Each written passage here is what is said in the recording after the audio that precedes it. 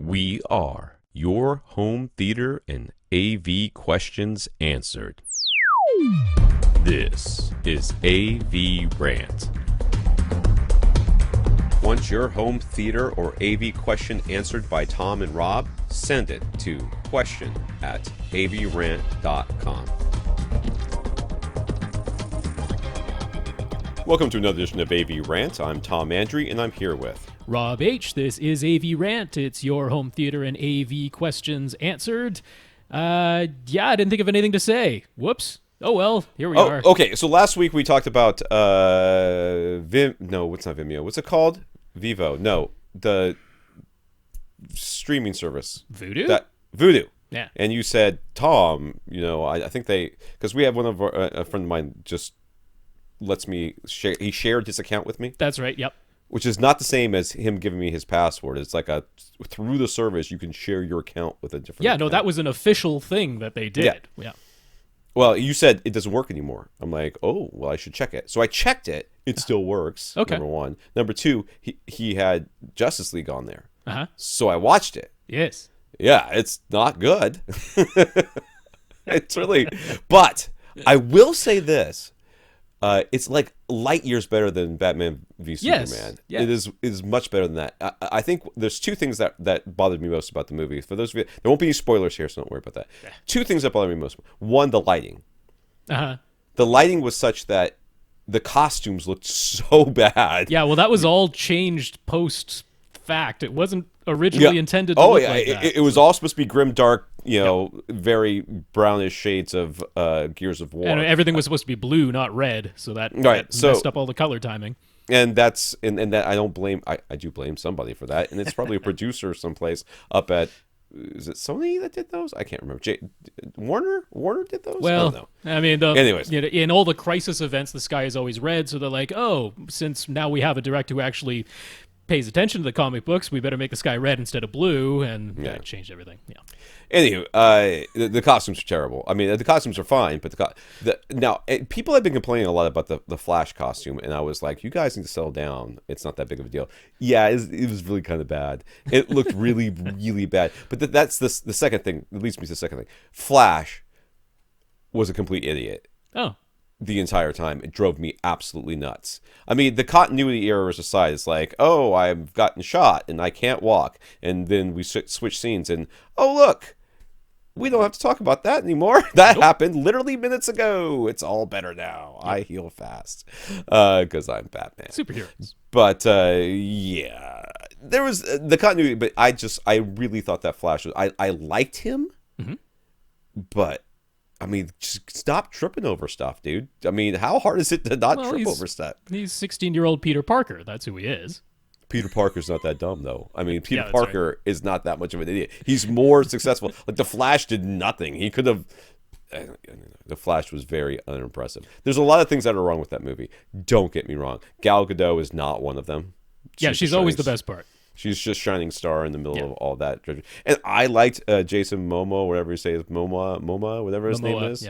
Yeah, I liked him. Aquaman. It's not just because he's a rock climber.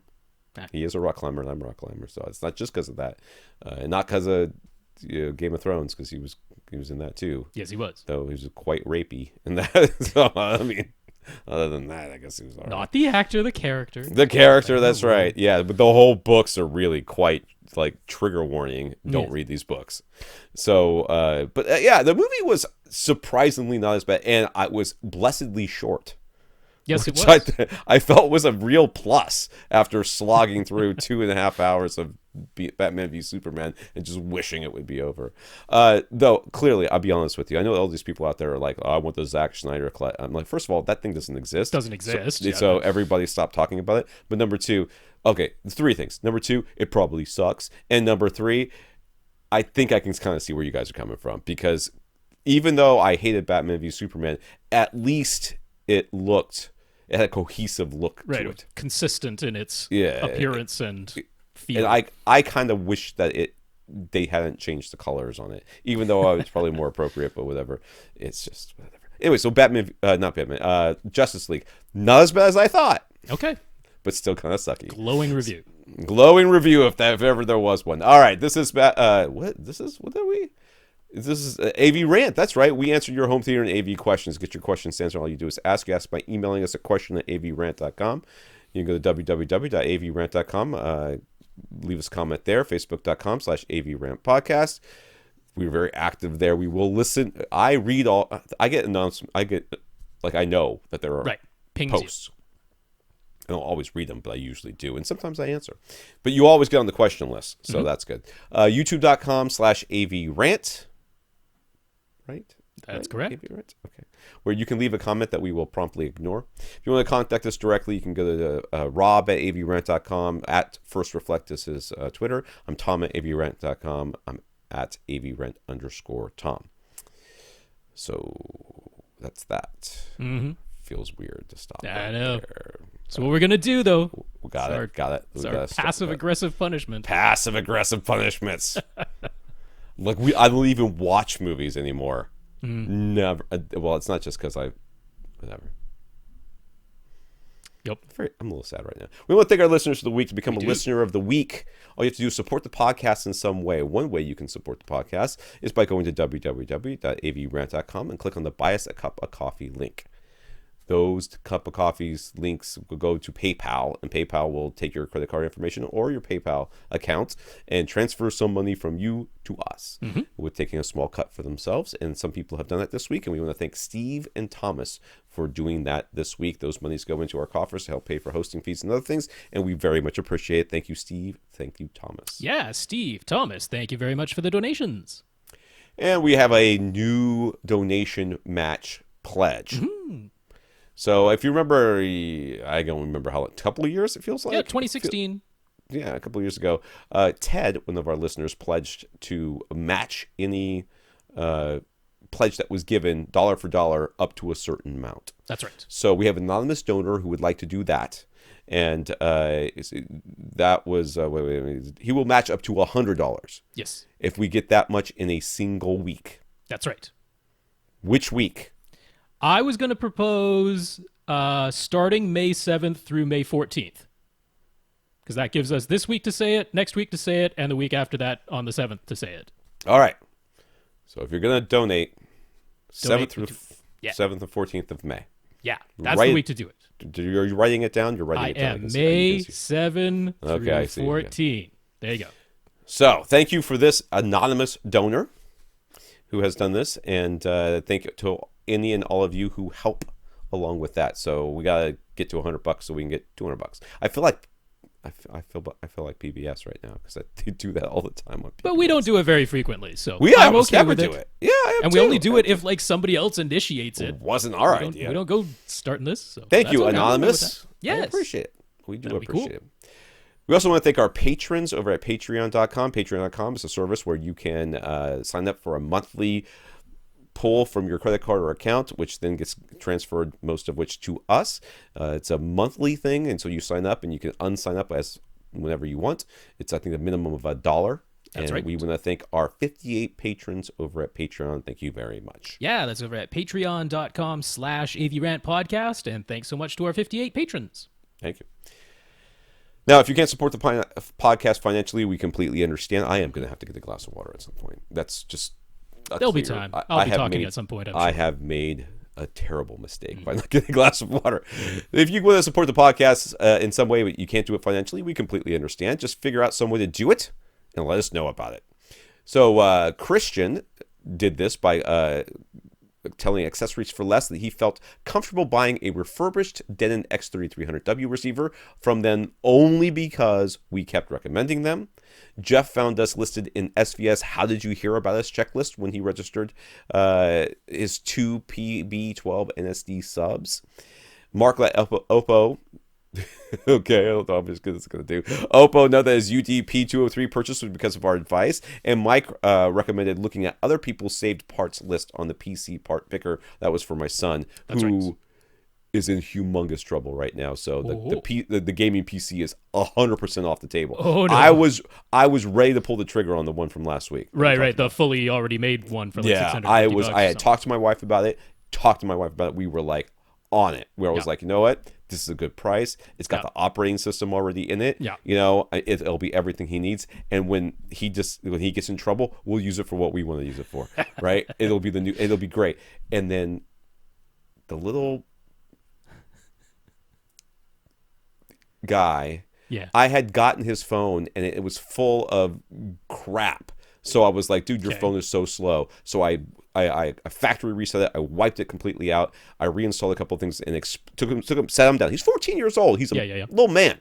Explain to him malware, spyware. Explain to him why they might want to get it on your phone. Explain to him how they get it on your phone, how they make these apps that you know, seem innocuous, seem fun, memes and stuff like that are funny, and then you download them, and then they've got malware on your phone doing stuff. He's like, okay. So this weekend he plugged his phone in and it started smoking. I'm like, okay, that's odd. Unplug it. Yeah. So something happened at the charging port.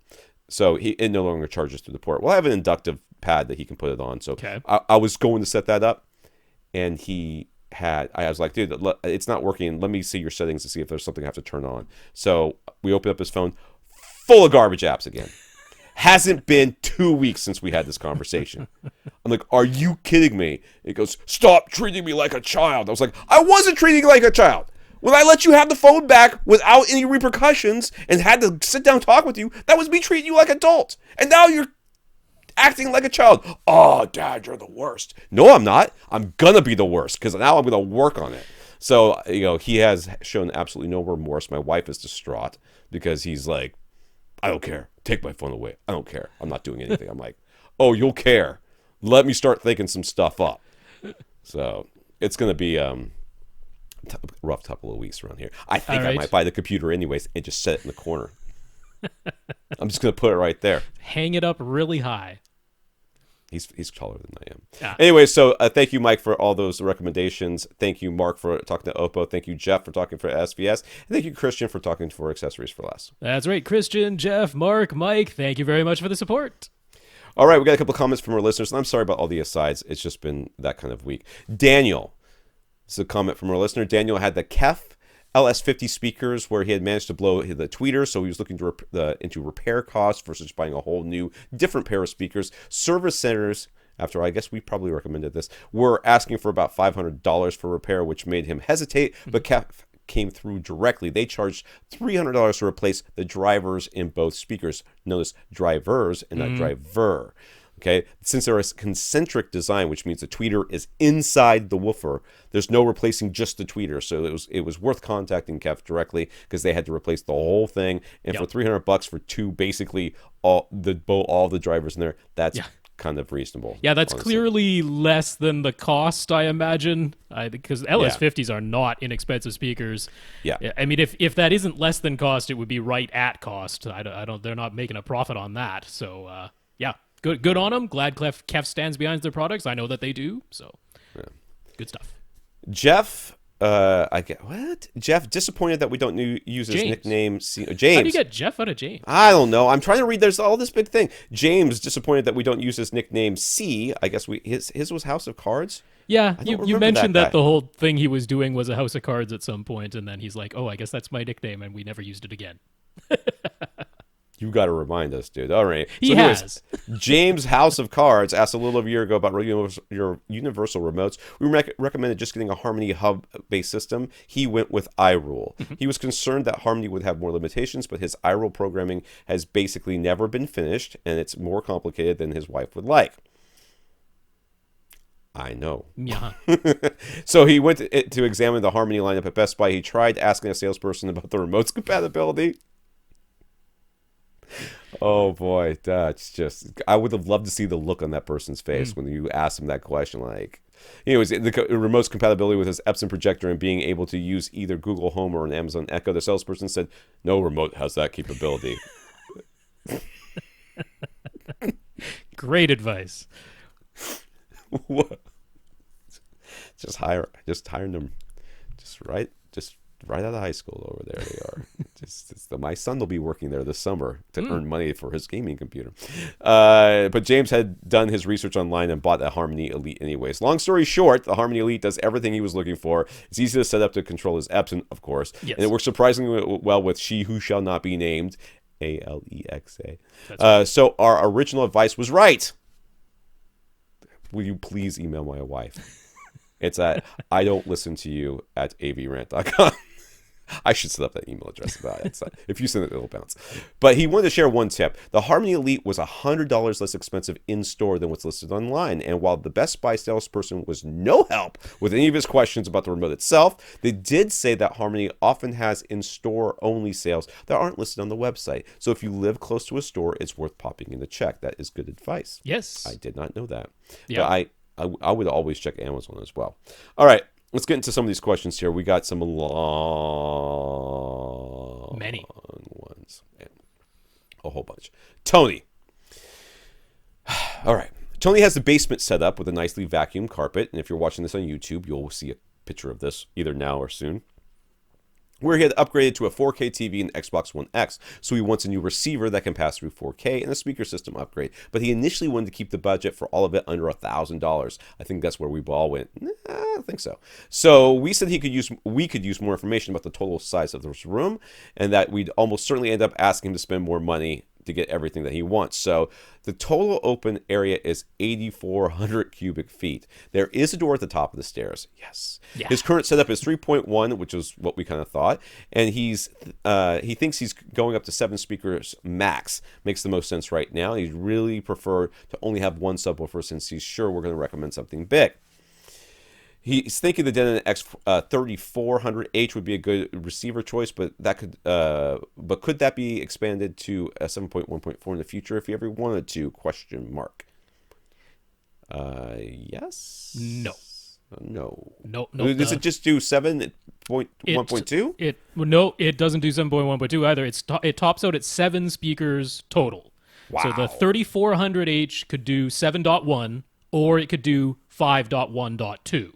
Oh, okay. But that would be the. I was thinking the 4. For some reason I was thinking that was the sister of the 4000. The 4000 could do 9.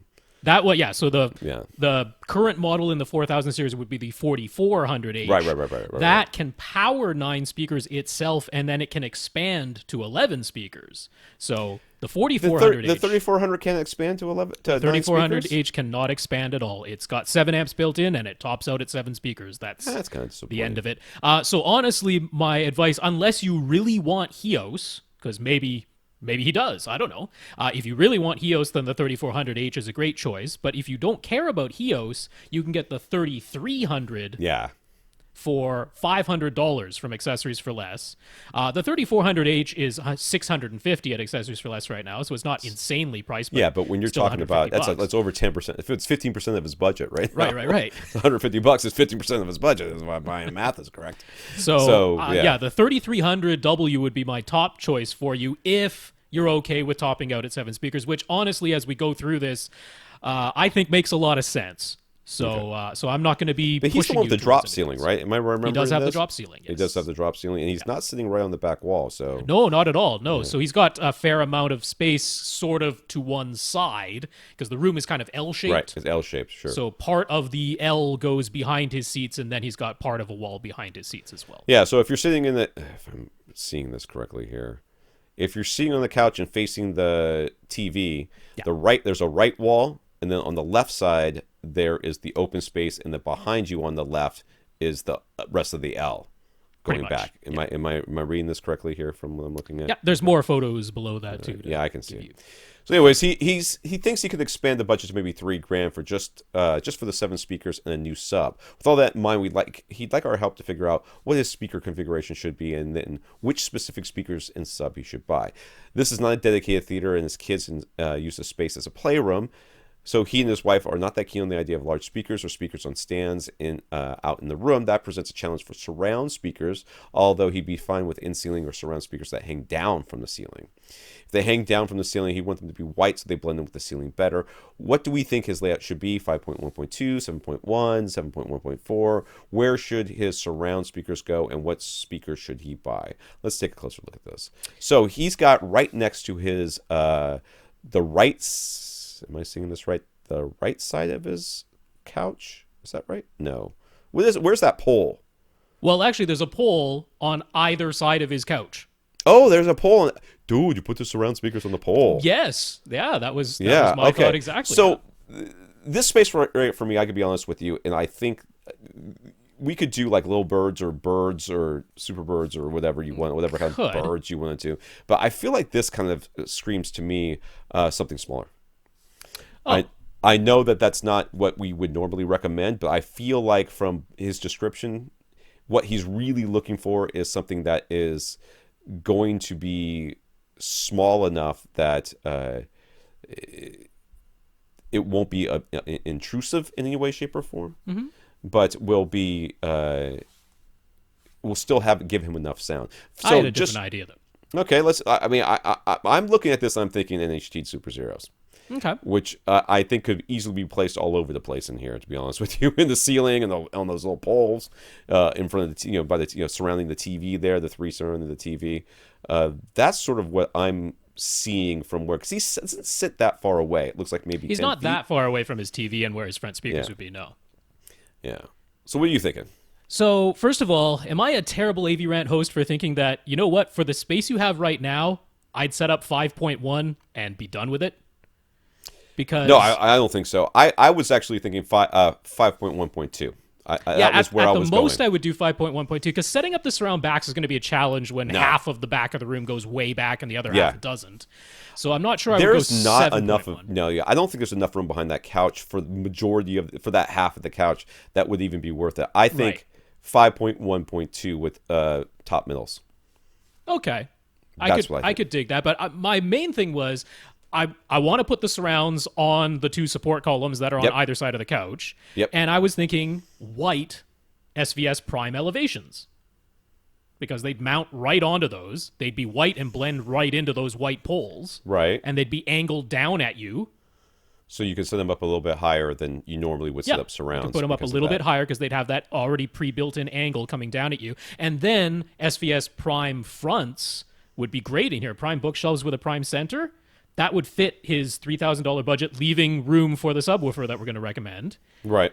So I like the SVS primes in here. Now, the fronts could be black if that would look better in the setup, which they probably would, and then get based on what everything else he's got up there. Yeah, and then get the white version of the prime elevation speakers. You would put those on shelves. The easiest way to do. I mean, you could wall mount them too. I mean, because those do have like a keyhole mount, if I remember correctly, right? Well, they've got an integrated mount, so. You mount the mount on the thing, the little bracket. Are we talking about the prime elevations all the way around? You're talking prime elevations all the way around? No, prime elevations just as the surrounds. Okay, I'm talking about the fronts. The fronts. Oh, the fronts, okay. The fronts, don't they have a keyhole mount or something like that? I'm not absolutely sure. No. God, I don't remember the back of those speakers. Anyways, either you can wall mount them or you just get a little shelf and put them up there, okay? For all three of them. I can get behind that. I want to still say that NHT Super Zeros are an option here because of against that. I think aesthetically, if the kind of feeling I'm getting, the vibe I'm getting with his wife being involved, it gives him another option. So the three I think I would be looking at, because not the Super Zeros, but the birds and all that stuff used to come in white, but I think they're really hard to find, right? Yeah, I haven't seen them in white in ages. Yeah. I would at least show her those. I would show her the Super Zeros. Well, with the caveat that they're much larger than you think. Yes. Okay, build a box. And then the SVSs as well. Now, do NHTs also come in white, don't they? No, they don't. Black only. Glossy black only. So up front, that would be fine. It'd be fine, You could do some. You could mix them with the prime elevations, because one reason I like the prime elevations is that they're available in white, and so it would blend right into your white ceiling and posts. Yeah. So that would be 5.1 is what Rob's talking about. I was saying, and then really any in-ceiling speaker, since you have a drop ceiling anyways. That's true. just about any in-ceiling speaker, especially the outdoor speaker. Outdoor speaker, deeper ones, yeah, deeper ones MK650s. would be fine to put right above your head. Basically in line with your main speakers. Yeah. If you so chose. But you could start with a 5.1. Now, as far as subwoofers, it's 80 bajillion 8,400 cubic feet. I mean, if you were going with SVS, I'd want you to get a PC12-Plus.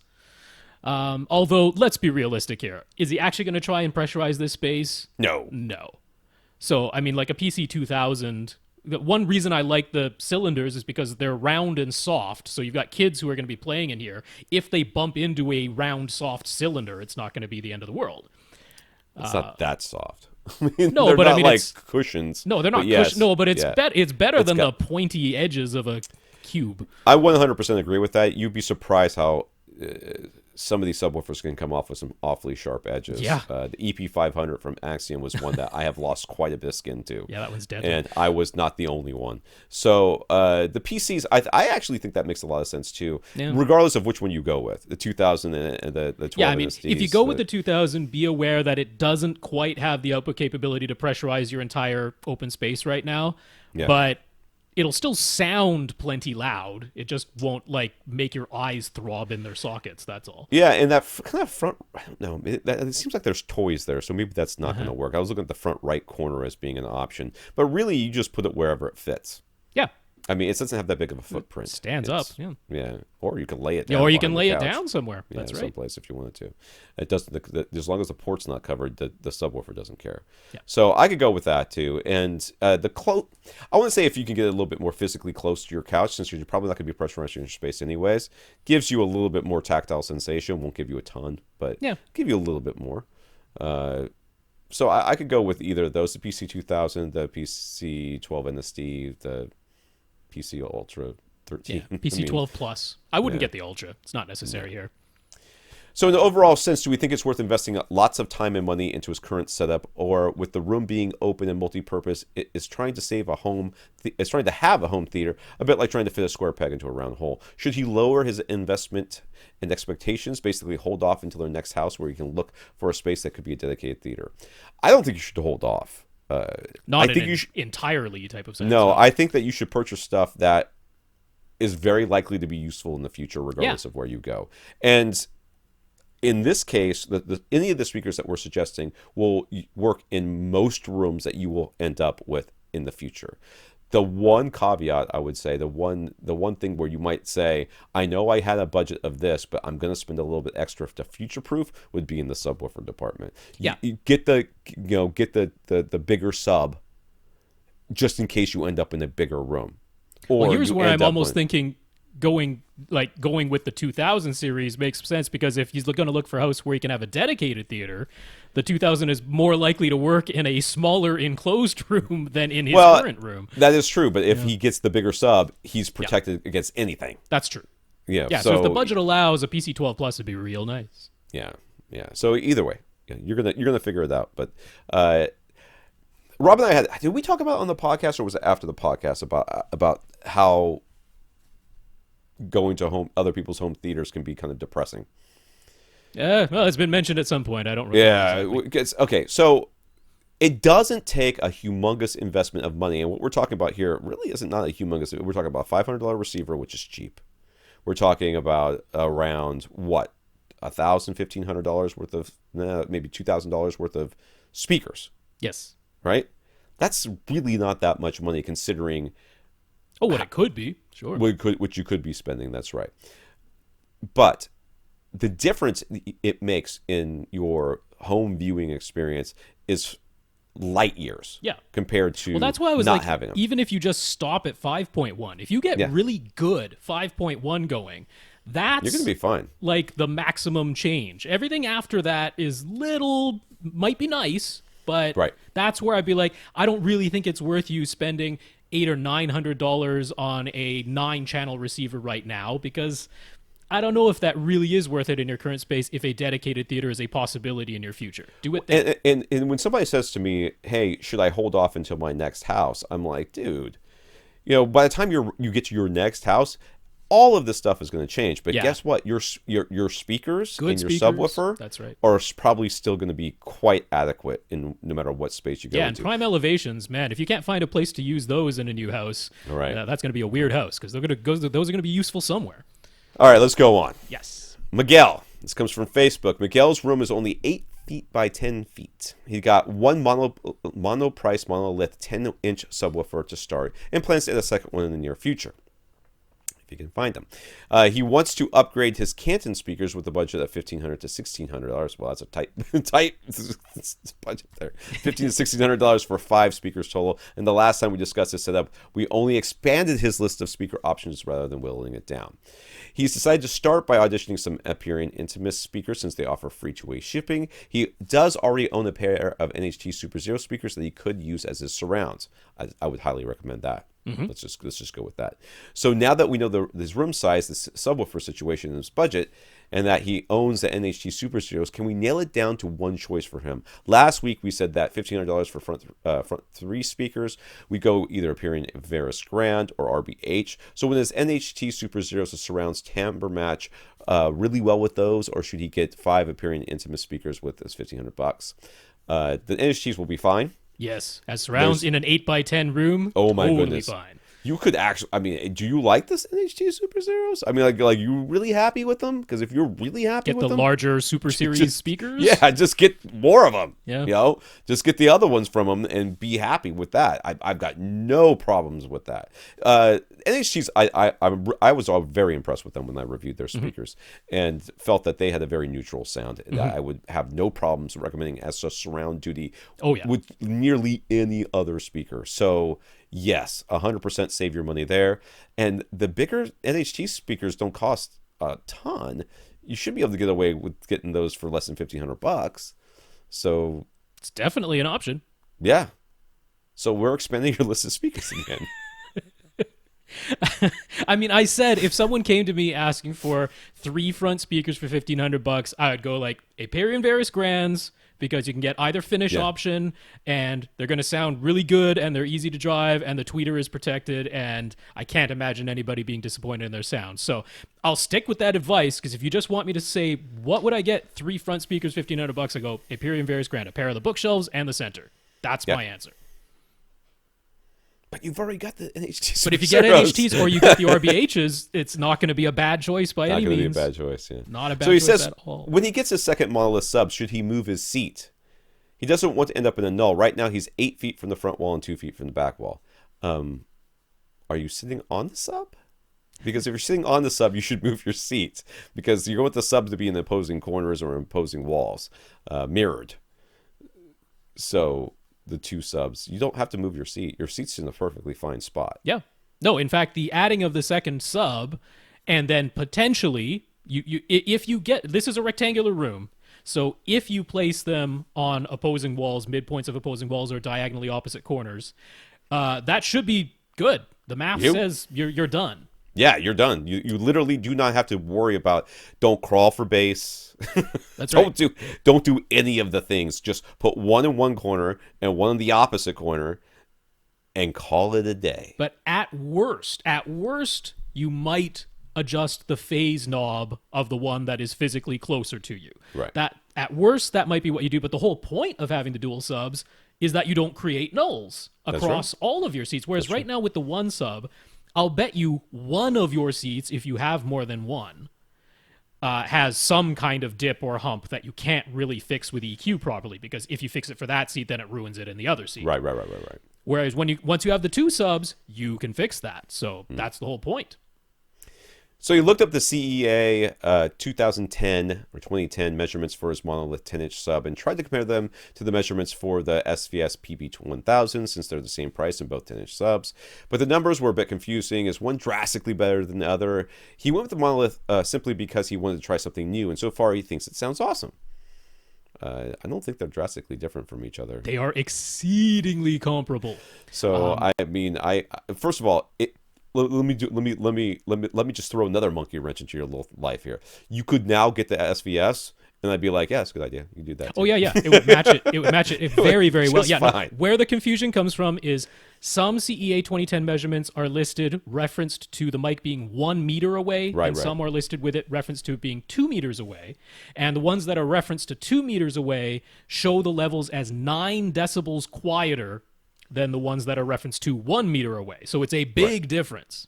On top of that, there are 2 sets of measurements. One is an RMS measurement, which is a little bit more of a sustained type of measurement, and the other one is an instantaneous peak. And in most cases, you'll see that the instantaneous peak is between 3 and 6 decibels louder, typically 3 decibels louder than the root mean square measurement, the RMS measurement, which is a little bit more sustained. So as long as you're comparing apples to apples, and you can do the math on it if you have to make it that way, just find out where it's referenced to, they're exceedingly comparable. So very, very similar. So same price, same size, very similar amplifier design, and no surprise. Brent Butterworth reviewed the 15-inch Monolith sub, and in his review, he mentioned that he had to increase the subwoofer trim level roughly 9 dB to get it sounding subjectively right with ultra-low bass content, even though manual subwoofer calibration using a test tone had him setting the trim level 9 dB lower. The same thing applied with Miguel's 10-inch Monolith sub in his very small row. I didn't read this review, and it's not linked up here, so I don't know what this is in reference to, but, I mean, I don't, unless he was sitting in a null, even if he was sitting in a null, he just might subjectively like to have the sub a little bit hotter. But I mean, what it sounds like is that for whatever reason, that sub wasn't getting as much room gain as other subs that he's used in his room. Could be, yeah. Because 9 decibels is exactly what you would expect between a subwoofer that's out in the room versus in a corner. Although he says that he placed the sub in the same place that he always puts subs when he tests them, and I believe Brent when he says that. So for some reason, it's not getting quite the same coupling to the room, or maybe it is just I mean, he's talking about like the below 25 hertz stuff in this instance. Right. Maybe some of that DSP control is just rigidly saying, because the THX certification, one of the things they don't allow is as much distortion as most other subs. So maybe because of that, they're just like, we got to clamp down on the output down here because it starts getting, above 3% distortion, which is fine, except that THX won't allow it. So yeah, but I don't know that. How like I mean, how do you bump up the trim level 9 dB and not have the rest of the bass? If you're doing because you EQ the rest. Right. Yeah, you'd have to EQ all that stuff down. That's right. I don't know. Yeah, I would not. I'll tell you what. A lot of times, and I hate to say this as a reviewer, sometimes you're just desperate to talk about something that happened to this stuff, and that's what this reeks of to me. Well, I might be wrong. I mean, you're just like, oh, this is just a weird thing, and people are like, oh, I have to turn my sub up 9 dB. Right. No, he did comment on how low the distortion and how tight the transient response was on the Monolith sub, which again, kind of expect from the THX thing. And so because of that, maybe the sub he was using last time just had more overhang below 25 hertz, which is really common, by the way. Could be, yeah. And it was more a accumulation of bass in his room is what he got used to, and this one doesn't have it anymore. Right. And it sounds like it's way quieter. So I would not worry about this one iota. To be honest with you, I would not. I certainly would not turn my sub up 9 dB because Brent Butterworth did it. Well, especially when it's a completely different sub in a completely different room. Yeah, I would not worry about that at all. No. Shane, this comes from New Zealand. Mm-hmm. Construction on Shane's new house is going to start in the summer, so he is finalizing the plans. This includes a 17 by 14.5 foot media room with ceilings that are about 8 feet high, except it's all in meters. Yeah, that's right. Because it's from New Zealand. All right, we have a picture here, and it's all written on and stuff, and like colors and stuff. So I have not read this yet, but I will. All right, number one, he wants to nail down the orientation of the room. One of the shorter walls will have small windows. The opposite wall has the door coming into the room, and one of the longer walls has the double doors for the closet. His inclination is to set up the room so that it is wider than it is long. He only wants one row of seats, and he would rather have one wider row with the closet behind him to hold the gear versus a narrow row with the closet to the side. Any thoughts? Okay, so the second picture here is kind of showing what he wants as far as where speakers and everything else. And then he also drew up what it would look like if you set it up so that it's longer than it is wide. Yeah, I'm going to agree with this dude. That I think that I like the wider than it is long. And if he only wants one row of seats, I think that works. Absolutely. Yes. I'm 100%, and it's mostly because of the door. As Yep. somebody who is dealing with a door that opens basically into my couch, Uh-huh. it's fine. It's also annoying that Sure. you have to open the door, walk in, then close the door in order to get past the door to get to the other, part of the room. It's a little annoying. No, I mean the closet doors behind you instead of beside you. Yeah. The entrance door being in a rear corner, Yeah. in a way that isn't really going to block anything and will swing behind your couch. Yeah. That all looks great. Yeah, go with the width-wise, man. Absolutely. I think it's absolutely 100% fine. Yeah. All right. I don't know if I scrolled past the question. Did I? Would be I B, did not. whatever it No, is. I would haven't be. gotten to B yet because there's all these pictures. All right. One concern he has with the wider orientation is that his left surround speaker would need to be placed below one of the windows. As long as his wife agrees to go with the smaller window option that he's hoping for, the bottom of the window would be 5 feet off the ground. Is that too low? What would be the ideal height for the surround speaker regardless? So that means the top of the speaker could be roughly 5 feet off the ground. That's fine. That's absolutely fine. nothing That's wrong high. with that. That might That's even if be you a go- little now- bit higher than you need. Yeah, you might actually be able to bring it down. Now, you could use. Now, don't forget. I mean, you don't have to use a speaker that's around the wall like that too. You can use like a prime elevation speaker that's up high if that's what ends up having to happen because of windows and stuff like that. But if it's 5 feet off the ground, Yeah.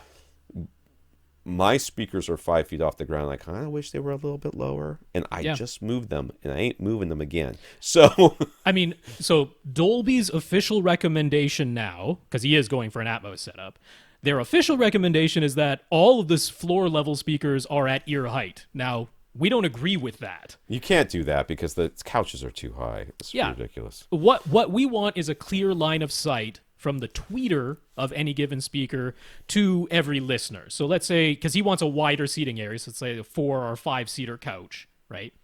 You might have some little blockage, but basically, like, imagine you had a 3 or a 4 seater couch. You want the person who's sitting on the right side of that couch to have a clear line of sight from their head to the left surround speaker, Right. and vice versa. The person on the left, clear line of sight to the surround right speaker. So we would have you elevate the speakers a bit, but not a crazy amount, usually between 1 and 2 feet. And we're talking about the tweeter here.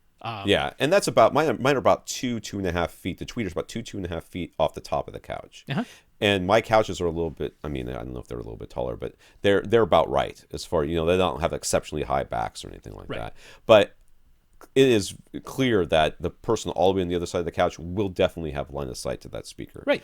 That tweeter, which is good. I just because I'm the only one that really cares. If I lower it a little bit, probably be okay too. So. But yeah, I mean, having the tweeter, let's say 4.5 feet off the ground, which should be doable here, 4 to 4.5 feet off the ground for the tweeter, absolutely fine.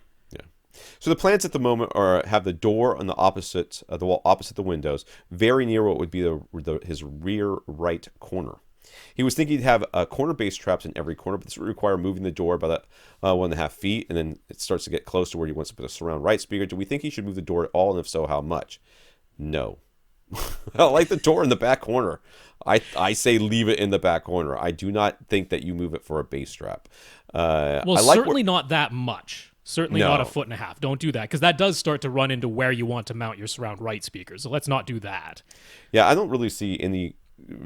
I mean, there's plenty of places you can put bass traps in this room. Mm-hmm. It's a dedicated room, so you can put them at any intersection of a wall of two flat surfaces. That includes the floor and the wall and the ceiling, or the two side walls, which is what you're talking about right now, which is one of those corners. So you can put a lot of bass trapping in here without, and it doesn't even have to look like bass trapping. It could look like a soffit across the back of your room, all the way around the top of your room. It just looks like a soffit. What is it? One big bass trap. You know what I mean?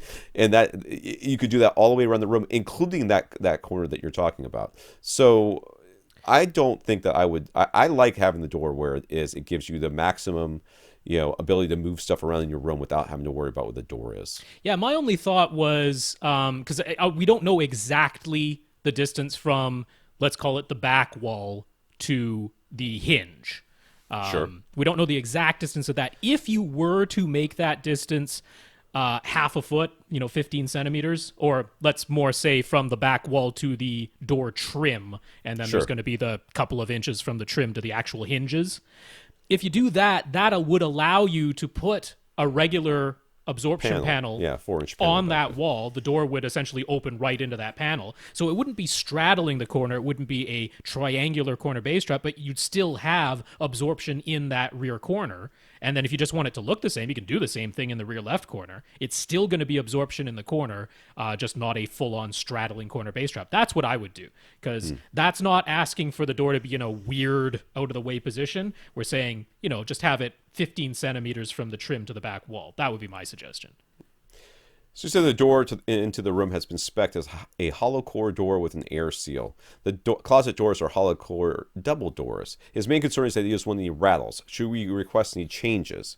Well, getting a heavier door is not going to make it not rattle. I just say to you, the rattle happens between the door and the door jamb. Yeah. That's where your rattle happens. So the first thing that happened in this room when I set up both my subwoofers and stuff was I immediately had to go around and put some of that rubber insulation tape that you can get from its plumber's rubber insulation tape. Yeah. And I just put it all, little pieces of it, and I just cut it with the scissors, and it's sticky, and put some all around the inside of the door jamb. Yeah, not on the door itself, but on the jamb. On the jamb, so that when it closes, there's this little rubber bit, that little bit of cushioning, essentially, and that 100% fixed it. Yeah. You do not, the door itself. Now you might want a solid core exterior door to help sound, traveling through it to be less. Yeah, I was gonna the closet doors. I'm not worried about the closet doors. You can fix with the rubber tape. Yeah. But for the exterior door, it'll cost a bit more. But if you can ask for a solid core door instead of a hollow core door, and I don't see why you couldn't, it'll cost a little bit more. But that'll be nicer for your soundproofing. Yeah, it's not going to be a panacea. You're not going to put that up, and all of a sudden you're not going to be able to hear anything coming out of this room. But it's certainly going to make a difference. It does help. It makes a difference. So you would like to end up with 7.2.4 Atmos, along with hopefully a 70-inch OLED in the future. Although they'll be using a 65-inch OLED for the time being. How will you suffer through it? I know. What is the best way for him to determine exact seating and speaker placement, since he planned to mount the TV on the wall? When he worked out his preferred seating distance, he wound up with the seat smack dab in the middle of the room lengthwise. So how should he determine the optimal placement for everything? Well, generally speaking, the optimal placement acoustically for your seats is 1/3 into the room from a wall. But almost any odd number thing, like 2/5, 3/7, not in the middle, not in the dead middle, but if you're any of those odd numbers, so divide the room by 5 or 7 or whatever, and sit in one of the places there. So 1/3, 2/5, 3/7 or something. And like that. that'll work pretty well for you. And you can there's no, remember, other than the speaker placement, which is something that you're going to want to consider here. Other than speaker placement, there's no reason why you can't move your couch around as you get bigger TVs. Well, not only that, but I wouldn't mount the TV directly to the wall. I'd get one of those 3-in-1 TV stands. Sure, why not? That has the mount on it. Then that can hold your center speaker. It can hold your, let's say, power conditioner or something below on the bottom shelf. Right. And then the TV looks like it's mounted to something. You don't have the TV stand there, and you can still swivel it and tilt it and do whatever you want because it's on a mount. But and then you can move that furniture forward. You can move the whole thing forward or backward. That's what I would do instead of, because saying, it must be mounted to the front wall, that completely limits you. Whereas this gives you a whole freedom if you just get a 3-in-1 TV stand. Right. So and honestly, on top of that, you're not, because just mount they show in like HGTV, like they mounted it to the wall. Yeah, they don't show any of the garbage that goes on with going to have to do that, right? These people, I think they mount it to the wall and they just put a piece of green cellophane over it so they can CGI an image, with chroma key it in there. Right, so that the green screen the thing so that it looks like there's a TV, and it's really all the wires are just, all the power clubs just tied up behind it, because it is a humongous pain to not humongous, but it is not a small task to get all the stuff that you need in order to make it look really super clean. And even when you do make it look really super clean, it never always looks from every angle really super clean. So you might as well just go ahead and get the TV mount thing, especially if you're going to change your TV size. This way you can put your seats 1/3 of the way or something like that, or 2/5 or whatever, from the back wall, wherever you feel comfortable, and then you can move that whole thing forward so that it's exactly where you want it to be. Yeah. Not only that, say you decide later on, I'm going to get a projector. Well, you move that whole thing back, you get a drop screen that drops right down in front of it. Bob's your uncle. Yeah. You know, it works out real nice. So I would say just pick your seating location based on the dividing your room by odd numbers. Pick your seating location and then get a 3-in-1 mount, and you can move the TV to taste. Now you get the exact size you want. So he says he already owns KEF R series towers in the center, plus a pair of JBL ES10 on-wall speakers that he's been using as surrounds, and dual SVS PP2000 subs. He's very happy with the KEF speakers, so he'd like to round out the rest of his 7.2.4 setup with speakers that will match. But he also really likes the form factor of the JBL on-wall speakers. What do they look like? Are they like the flattish ones? They're flat with kind of a rounded back. Is that they're about 6 inches deep. They're just a rectangle, but they're actually wider than they are tall. They almost look like a center speaker, except they're not very deep. Okay. His KEF R series doesn't really have any on-wall models, and the bookshelves would stick out quite a ways from the wall. KEF does have the Atmos modules in both the R and the Q series, but we've said many times that using them as regular on-wall speakers is just fine. But they have the built-in angle, so he's concerned that he's concerned that they need to be mounted fairly high so that they are properly aimed at the seats. The JBL ES10s are discontinued, so it'd be tough for him to find a second pair so he could have matching surrounds and surround backs. What would you recommend? I mean, if you really like these JBLs, there's no reason for you not to use them. And then it's just a matter of you getting... if he wants surround backs, he eventually wanted what? He wanted Atmos, right? He does want Atmos. 7.2.4. Yeah. And we don't know. This is so we're going to have in-ceiling speakers likely for that. That's his thought, although I have a thought on that to change that. So, the JBLs for surround they're probably fine. I would actually use... I feel like no, because he only's got one pair, right? So he can't use them for Atmos speakers because they won't have a second pair. No, he's just got one pair. No, I mean, my suggestion is KEF has a model called the E301, which is very similar to a Focal Bird. It's that same type of thing. Pivot mount, rounded type of speaker, meant to be wall mounted or ceiling mounted. Right. I'd actually get 4 pairs of those and make them my surrounds, my surround backs, and my 4 overhead speakers. They're $350 a pair? $350 a pair. But I mean, KEF R series is what he had before, so they're less expensive than that. That's true. But everything would match, and they're all nicely wall mounted, and however you want to angle them, you can, because there's a full pivot mount on those things. That's what I would do. Okay. I'm going to maybe disagree with you, but I'm going to wait until I read the rest of these questions. He plans to install in-ceiling speakers for the overhead positions, top fronts and top rears, but he also wants to an acoustic cloud of absorption diffusion panels. What are our suggestions for making sure that their positioning does not clash and that he gets optimal sound from his overhead speakers? This is 8-foot high room, right? Is that what we roughly? say? Yep, roughly. So it's what, 3 to 5 feet in front of you, 3 to 5 feet behind you if you're doing top fronts and top rears. So don't put a panel there. You're good to go. I mean, no matter what kind of speakers, if you end up with what Rob's suggesting, the on-wall version or the in-ceiling version, they're all going to end up in the same spots. Yeah, so. One of the reasons I was thinking, so this will come up for yet another reason later on, but the E301s, that being that you can mount them on the ceiling, that'll give them the height where their drivers will actually be a little bit below your acoustic cloud. So if you went in ceiling, then if the acoustic cloud is in between them, then you're blocking some of the sound in that direction. Whereas if you have them mounted on the ceiling and hanging down a little bit like the E301s do. I mean, is he talking about like 100% like covering the entire ceiling with acoustic No, material? more like, in his drawing, he's got like 3 panels up there. There's going to be plenty of room between the panel and the in-ceiling speakers. That doesn't concern me at all. No. That there's going to be some sort of, sound give absorption. Priority to the speakers. Get the speakers positioned, and then fill in the gaps with the panels that you want. And don't put the panel 2 inches away from the in-ceiling speaker, or the on-ceiling speaker if you end up going that way. That doesn't bother me nearly as much. But yeah, I would just plan for based on what he's kind of looking at, you would have to determine where you put your seats and then look at the ceiling and see what makes sense to you. If you end up really close, much closer to the back wall, you may only have 3 feet behind you for your, your backs, your top rears or whatever they're called. So that would dictate where your top fronts would be as well, if you want to have them sort of equal distance. Though it doesn't really have to be. It's Atmos. It doesn't have to be. So he potentially likes the idea of 6 overhead speakers, a 7.2.6 setup. It would be easy enough to wire for 6 overhead speakers before the ceiling drywall goes up. Would it be possible to use an 11-channel processor to make a 5.2.6 configuration by sacrificing surround backs in favor of 6 overhead speakers? Nope. Cannot do that. No, that's not possible. It's not an option. Why is it not possible? It just ain't. Because they have to have something to sell receivers next year, sir.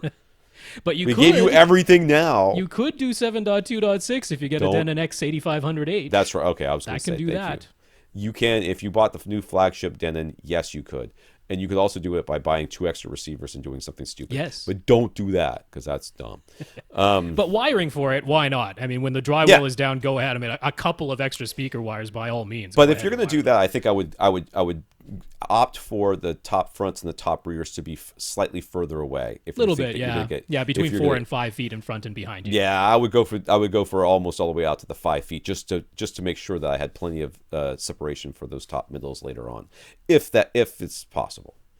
He says there's a bedroom directly above the theater and soundproofing is part of the plan. The builder has spec'd noise line drywall over a layer of standard drywall with the double drywall installed into sound clips with a hat channel. Is all of that really necessary, and will having holes in it for the ceiling speakers basically render that whole construction useless? Well, if your guy knows enough about soundproofing to know to use hat channels and 2 layers of drywall with one of this noise line stuff, is probably a lot like the other stuff that we always talk about. What's it called? The green stuff? I don't know if it's anything like green glue. I don't know if it's damping or what. I'm not familiar with that. But yeah, I'm not either. The construction that's proposed is spot on. That's what you want to do if you want to be able to use your theater at night while someone is upstairs in the bedroom.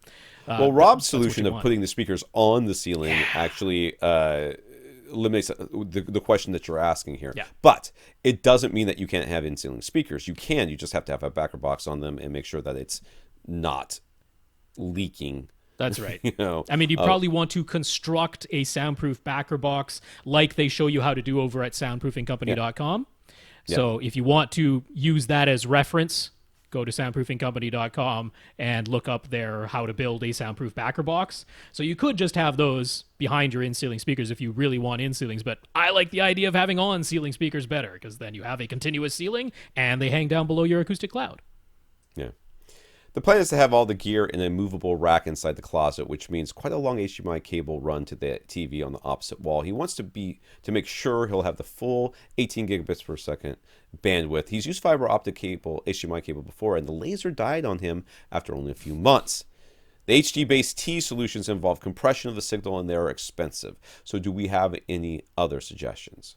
I mean, a number one suggestion is either to shell out a whole bunch of money for active HDMI solution, which is not going to probably be even any then, more like 25 reliable. feet max. So. Yeah, any more reliable than what you've experienced in the past, or just get over it, I think, and realize that sometimes, occasionally, these things go bad, and it doesn't mean that you give up on the entire solution. No, I mean, I feel for you. That's leaves a bad taste in your mouth, and I get that. But I mean, I would be pointing you to a fiber optic HDMI cable here in a conduit, so that you can replace it if need be. Well, I think that right there is what is really what you need to remember, is that whatever hassle you went through before to honestly, replace if you that had a HDMI cable, where the laser diode failed within a few months, that should be under warranty. That's a manufacturing. But if you've already put it into the wall, that's just what I'm saying. Right. If you do it in a conduit so that you can pull that cable in and change it out, well, then you've just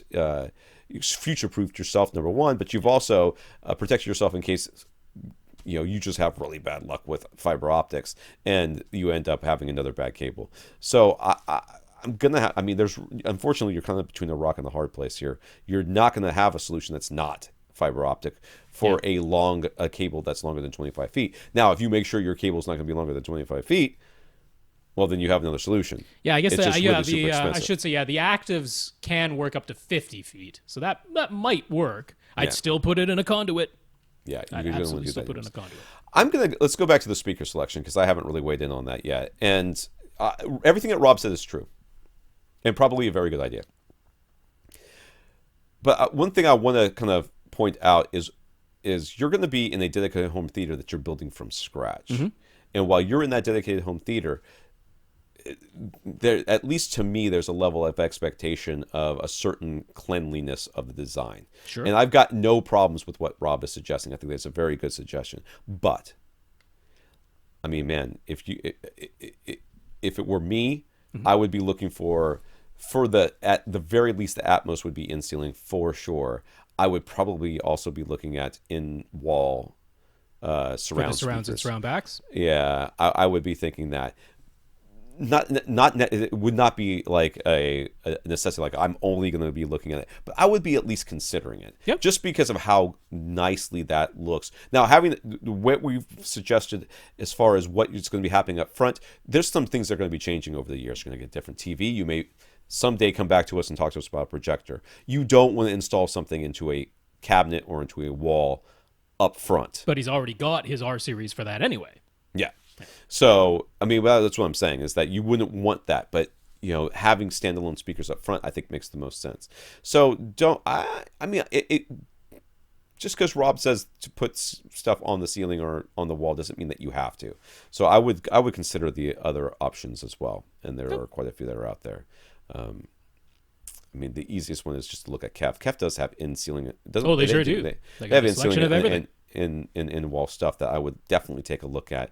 And if you're not wanting to go with them, I'm sure we can come up with something else. So I guess I'm just trying to empower you to make a decision that's not what Rob said. Cesar has the basement set up with the low ceilings where we recommended using Outdoor Speaker Depot in-ceiling speakers, the MK650s. He wanted to clarify that he was never considering mounting any speakers on the ceiling. Instead, he was thinking of possibly recessing the speakers in the 6 inches of space he has above the ceiling.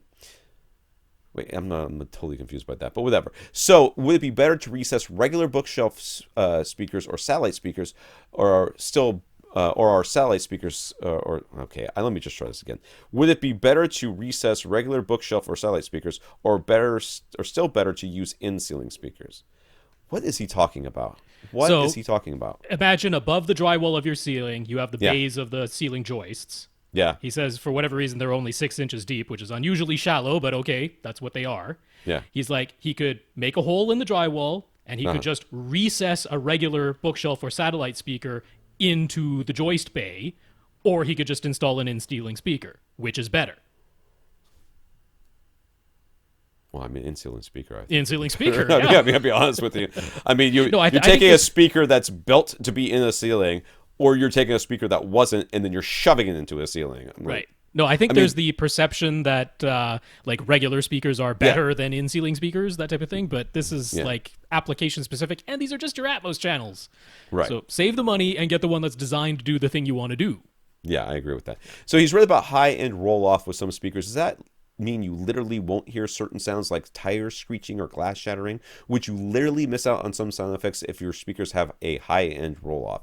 You are not thinking of high-end. You're thinking of much lower than high-end. When we say high-end, we're talking about 614 kilohertz and above when it starts to taper off. These are the highest of the high sounds. These are sounds that are so high that, depending on your age, you may not be able to hear them anyways. So to say that a speaker has a high-end roll-off, we could be, and usually are, talking about something like that. Is that necessarily a bad thing? It's not. Is it necessarily a good thing? It's not. It's just a thing that a lot of speakers have, and that doesn't really make that much subjective difference in their performance because many people can't hear it anyways. How will it translate? How will a high-end roll-off translate into your listening experience? In theory, there could be some sounds that you would not hear. There'd be some harmonics that might be missing. Yeah, well, I mean, that's still a sound, but yeah, I would suggest that those are sounds that you may have not wanted to hear in the first place if they were alone by themselves. They would be so high and so screechy that it'd be very hard to hear. But if you were very familiar with the content or the, let's say, musical instrument of which you were listening to, it may take away slightly from the life, the realism, or how lifelike it sounds. You may say, this new speaker that I have that doesn't have that roll off sounds somehow more lifelike, more realistic to me than this other speaker, and I can't tell you why. Well, that what you're hearing are those harmonics that Rob was mentioning that, you know, make the difference, but aren't like the dead. It's not like it's not all the of a sudden, fundamental note. It's not the ping of a bullet shot or a glass shattering or something. It's not like you're only going to hear every other word that Fran Drescher says. No. You know, it's not that kind of roll off. Not even though. close. If you could make a speaker that could do that, you would make $1 bajillion. Yeah, it's just the Fran Drescher edition of the speaker. Yeah. So that's my take on it. Rob, you want to add to that? That's it. Yeah. All right. Jeremy. When Jeremy asked us for an overall evaluation of his system, which last week we gave him a Couple weeks. plus or something, I don't remember. We both targeted a subwoofer upgrade as the number one thing that we changed. That advice, along with a deal at Best Buy, was enough to twist his arm into getting the SVS PC2000. I want to say it's great these days that people are no longer ashamed to say they shop at Best Buy. When I first started this podcast, Best Buy was like persona non grata on this podcast. People were like, I would never shop at Best Buy, it's the devil. But I'm glad that people are going back. I mean, I go into Best Buy, I don't normally buy anything. They've got the thing you want at a good price, by all means. Yeah. He isn't sure if we'd say it was enough, his PC2000 was enough output for his open room. He's very happy with it. Not only is it playing deeper, louder, and cleaner, but it also has improved the clarity of his sound overall. Even higher frequencies sound better now, which we wasn't expecting, and the softer, rounder shape is nice for his 18-month-old daughter, too. That's right. There she is. He claims that all the stuffed animals and whatnot in the room are for her. I don't know if I buy it, but okay. It's all right. You know, okay. You wouldn't be the only brony that showed up on this podcast.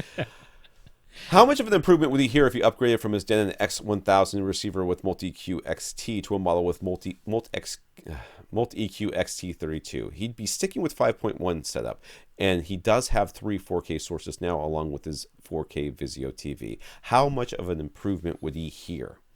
Would you hear? He's looking at the one sub, right? One sub, 5.1 max setup. Maybe none. Yeah. I hate to say that because I was like, people are like, Tom, why did you buy whatever?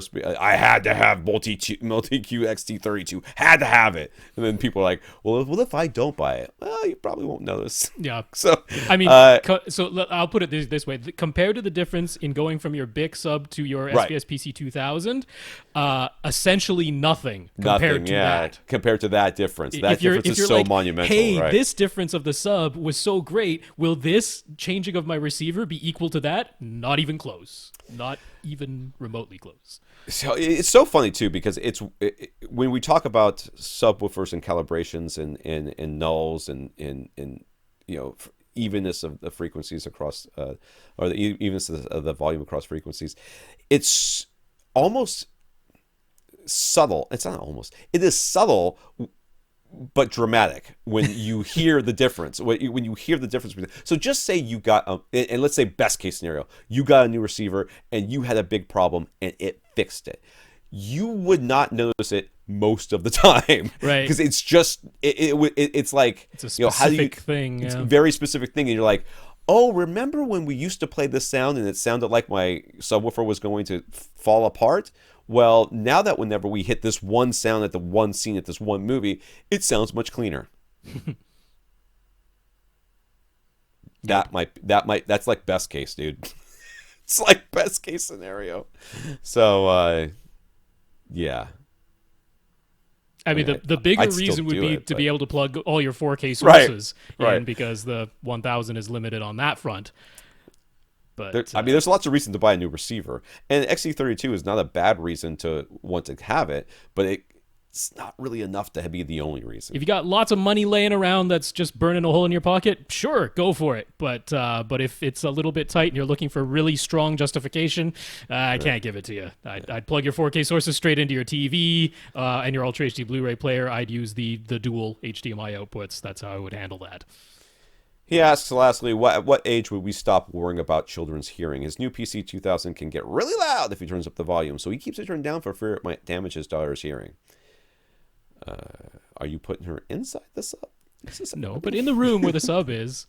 If you're in the room and she's in the room and you're listening to it and it's let's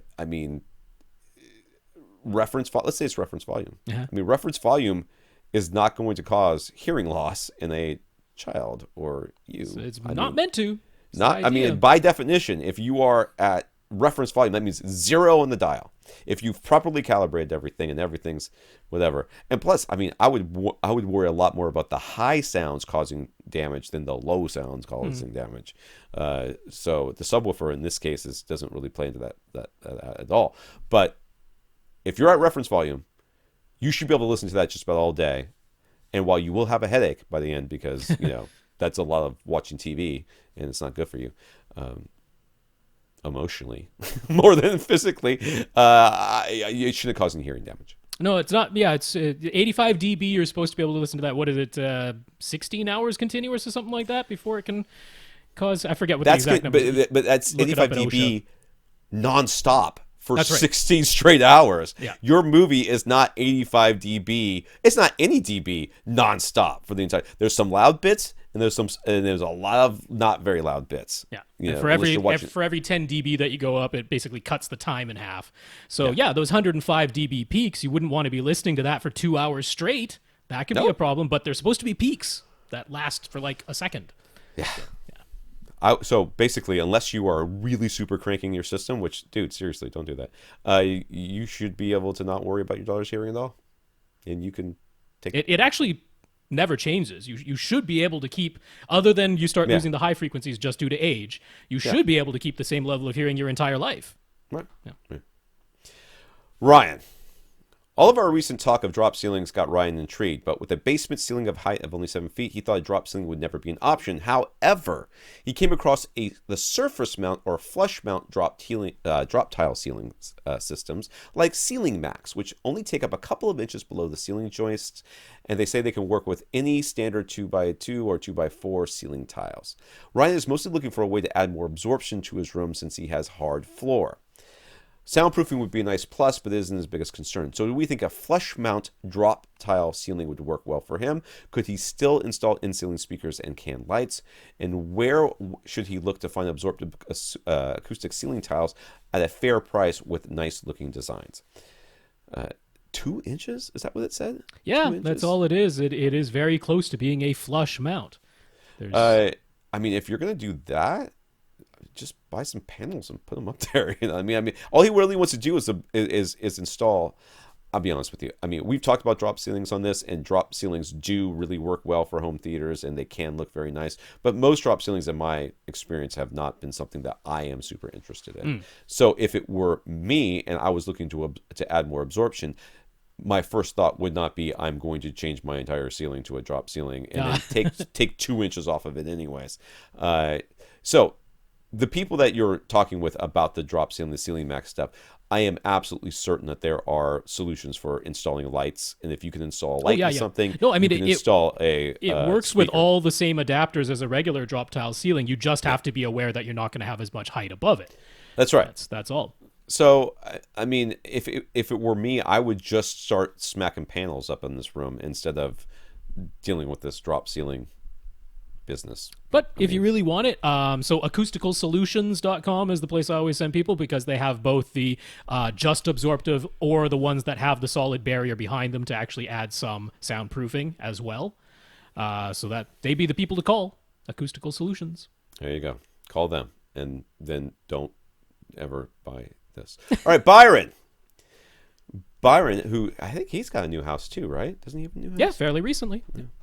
Byron, I guess SVS shared a link to a fan page on Facebook. It's not their fan page; it's just a fan page. Is that what I'm not sure. He didn't send the link, so I'm not sure which one he was talking about. Yeah. So anyways, Byron checked it out and thought it was nice seeing other people's setups and sharing lists of songs and movies that make for good demo material. Always very nice. However, naturally, there are people looking for advice about which subwoofer/subwoofers to buy. And while Byron tried to get a sense of their room size, budget, and intended usage, it sounds a lot like us. It seems as though most people didn't care about any of that stuff and just jumped to recommending the PB16 Ultra no matter what.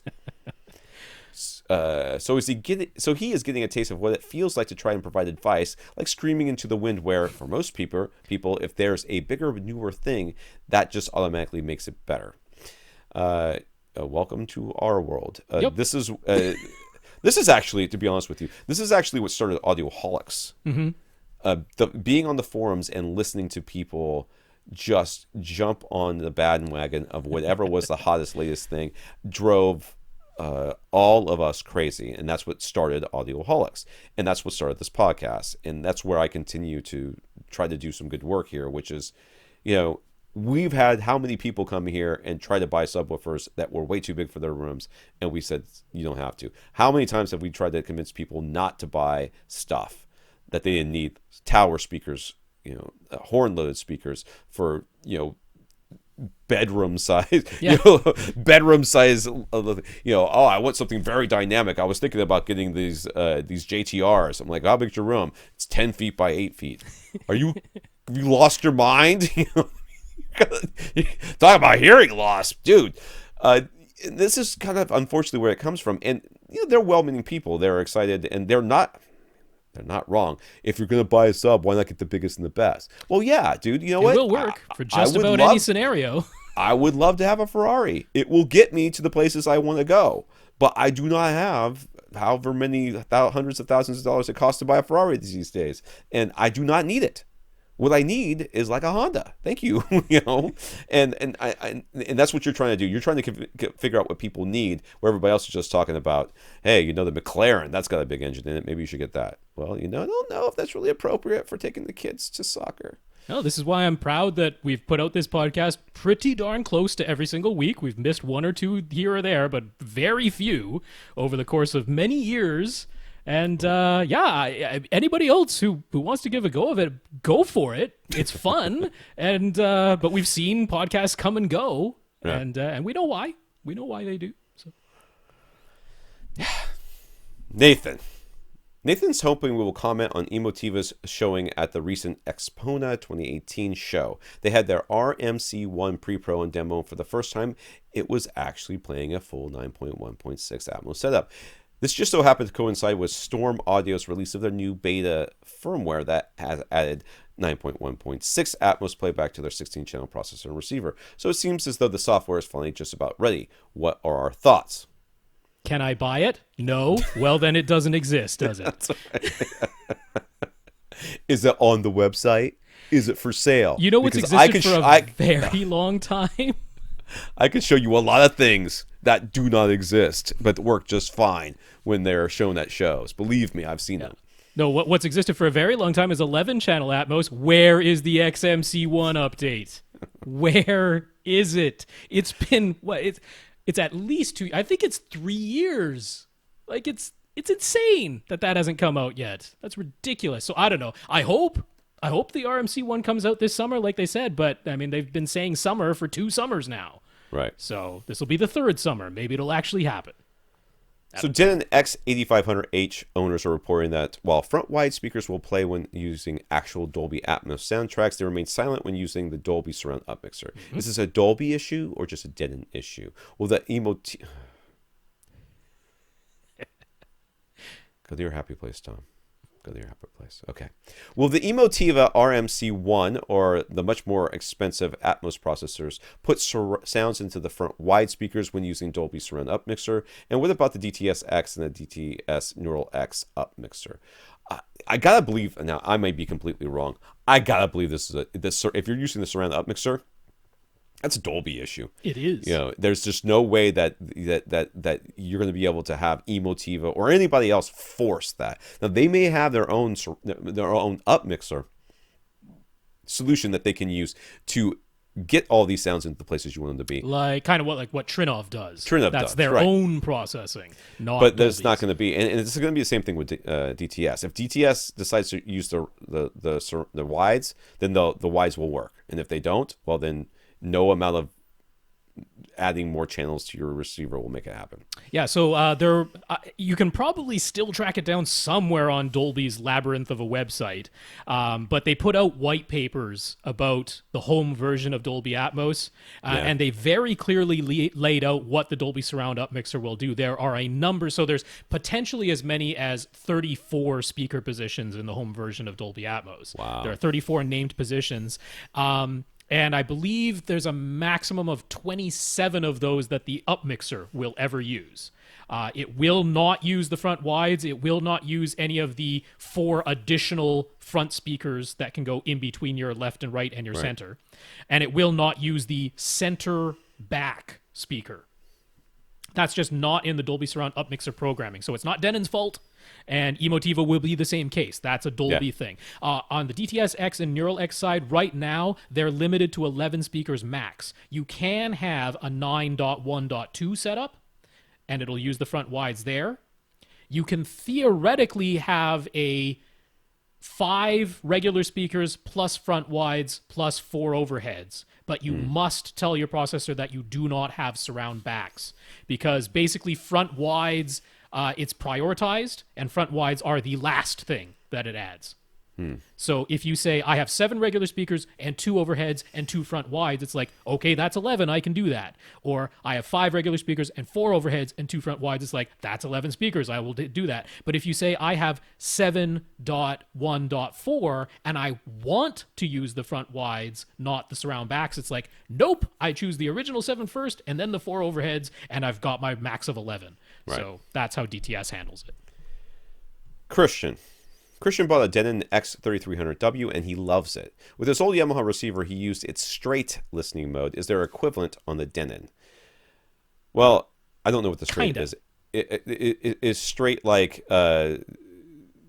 just a unedited, but it still uses bass management and all the EQ stuff. Straight is whatever the codec coming in is the codec going out. So stereo comes in as stereo, it plays it as 2.1. It does use the subwoofer and it does give you bass management. 5.1 Dolby Digital comes in and you have 7 speakers, it just plays 5.1.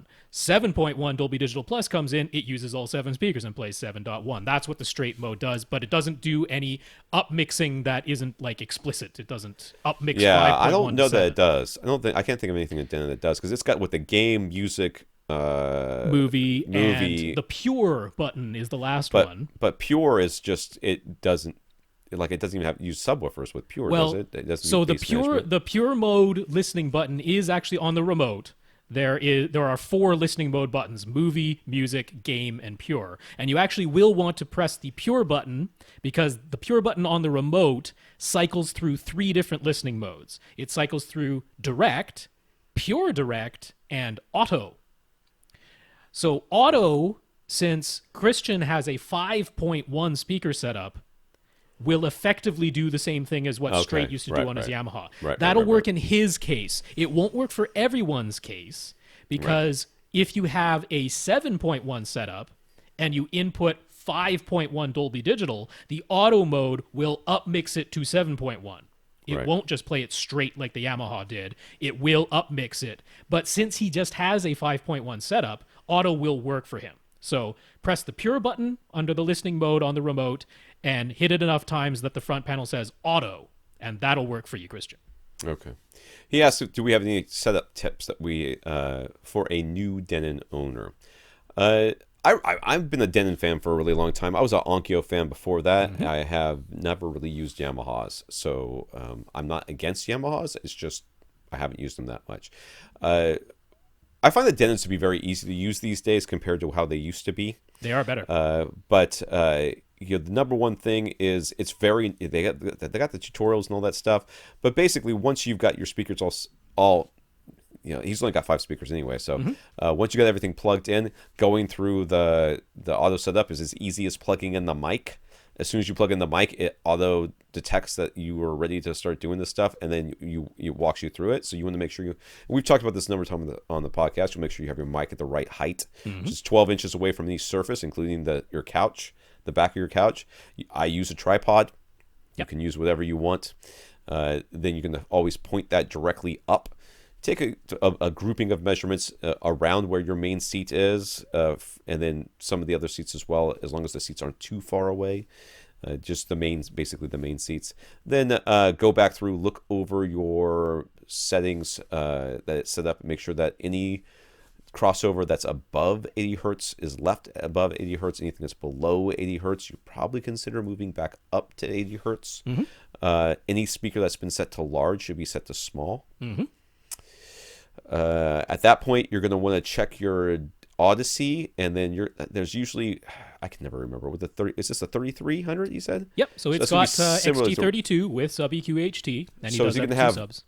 Audyssey is going to be reference and flat, and usually left-right bypass is one of the options too. Yeah, never use that. Never use that one. But you can try both reference and flat. That's just a preference thing. There's no right or wrong to that, so try them both.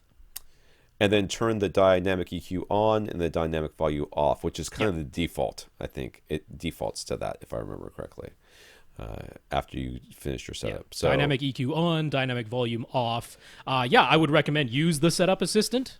It's really good in those models. And the other one is if you pay the, $25 for the editor app? I can't remember how much it is. It's something like that. I paid it, and I've never opened that app. The Audyssey editor app for your smartphone.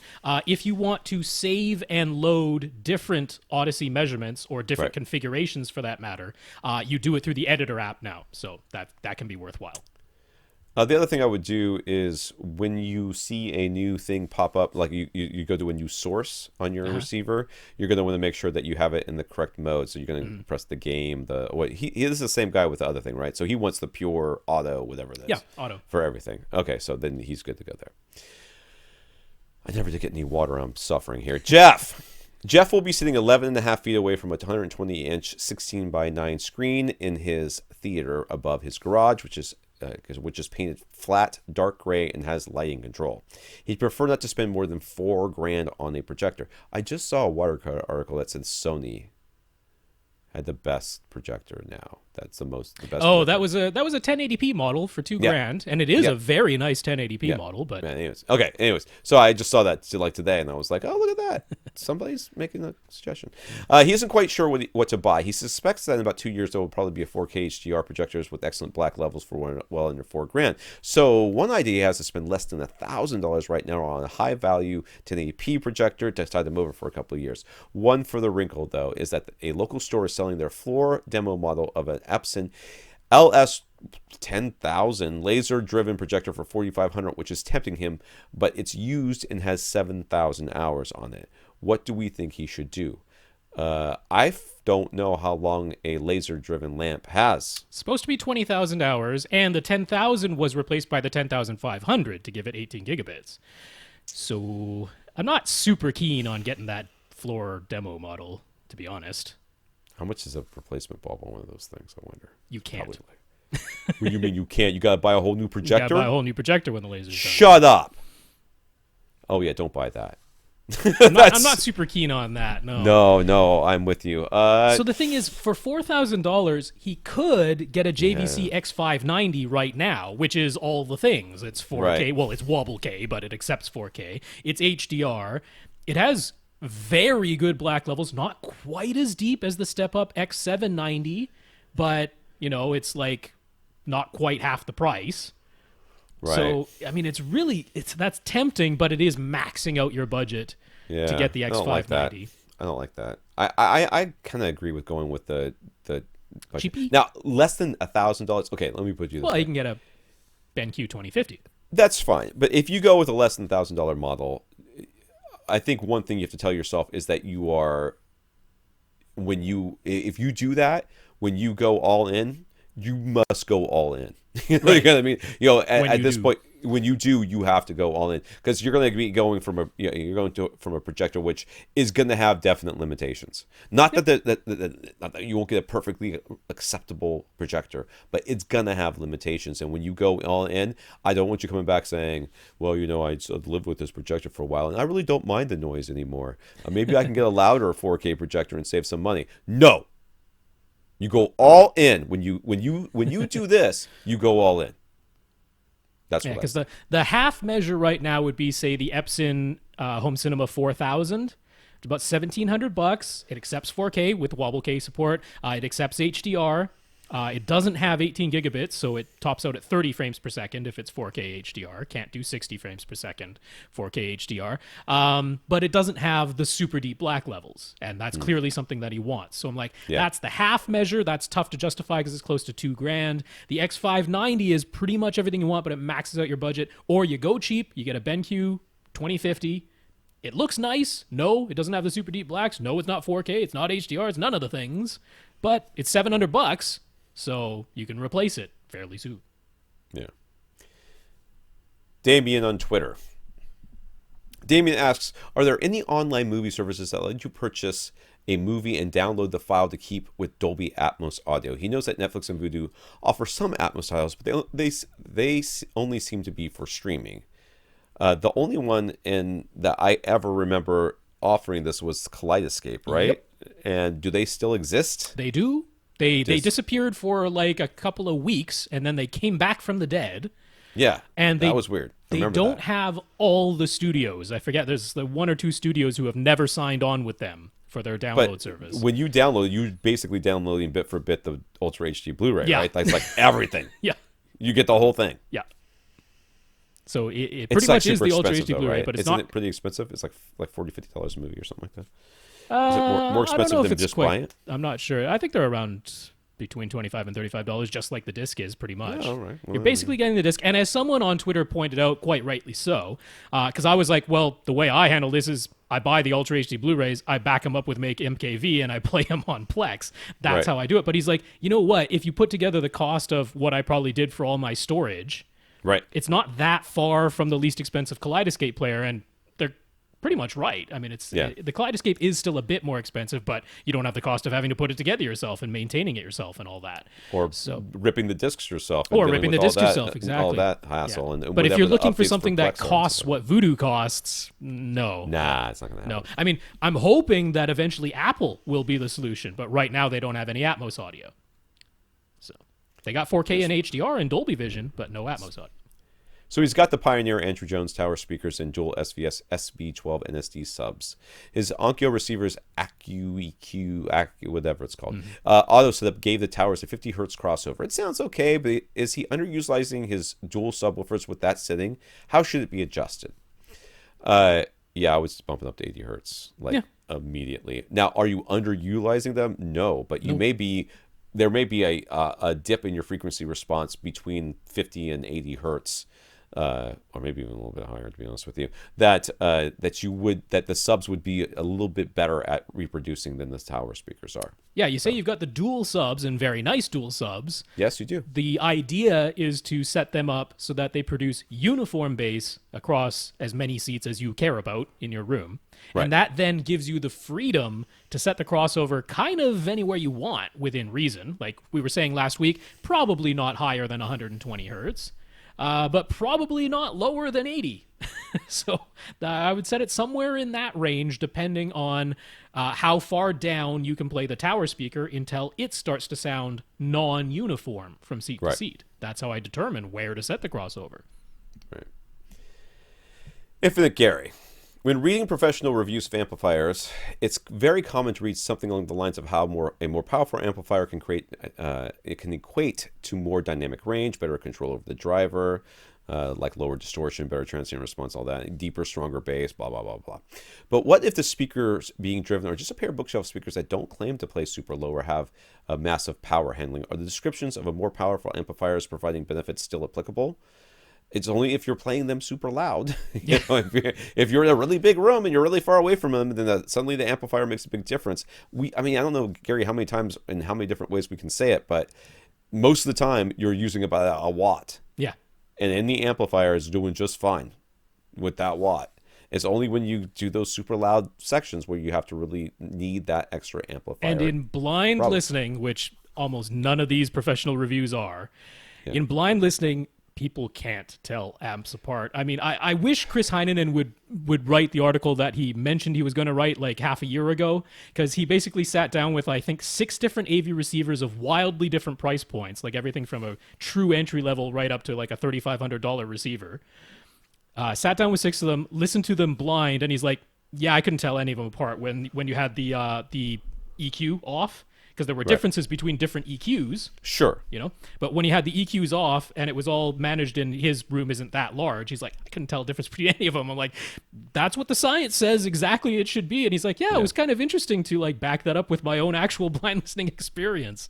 So no. No, I mean, Gary and everybody else who's listening to this podcast, amplifiers are only, more powerful amplifiers. Now, everything they're saying is not technically incorrect. It can be true. It can be true.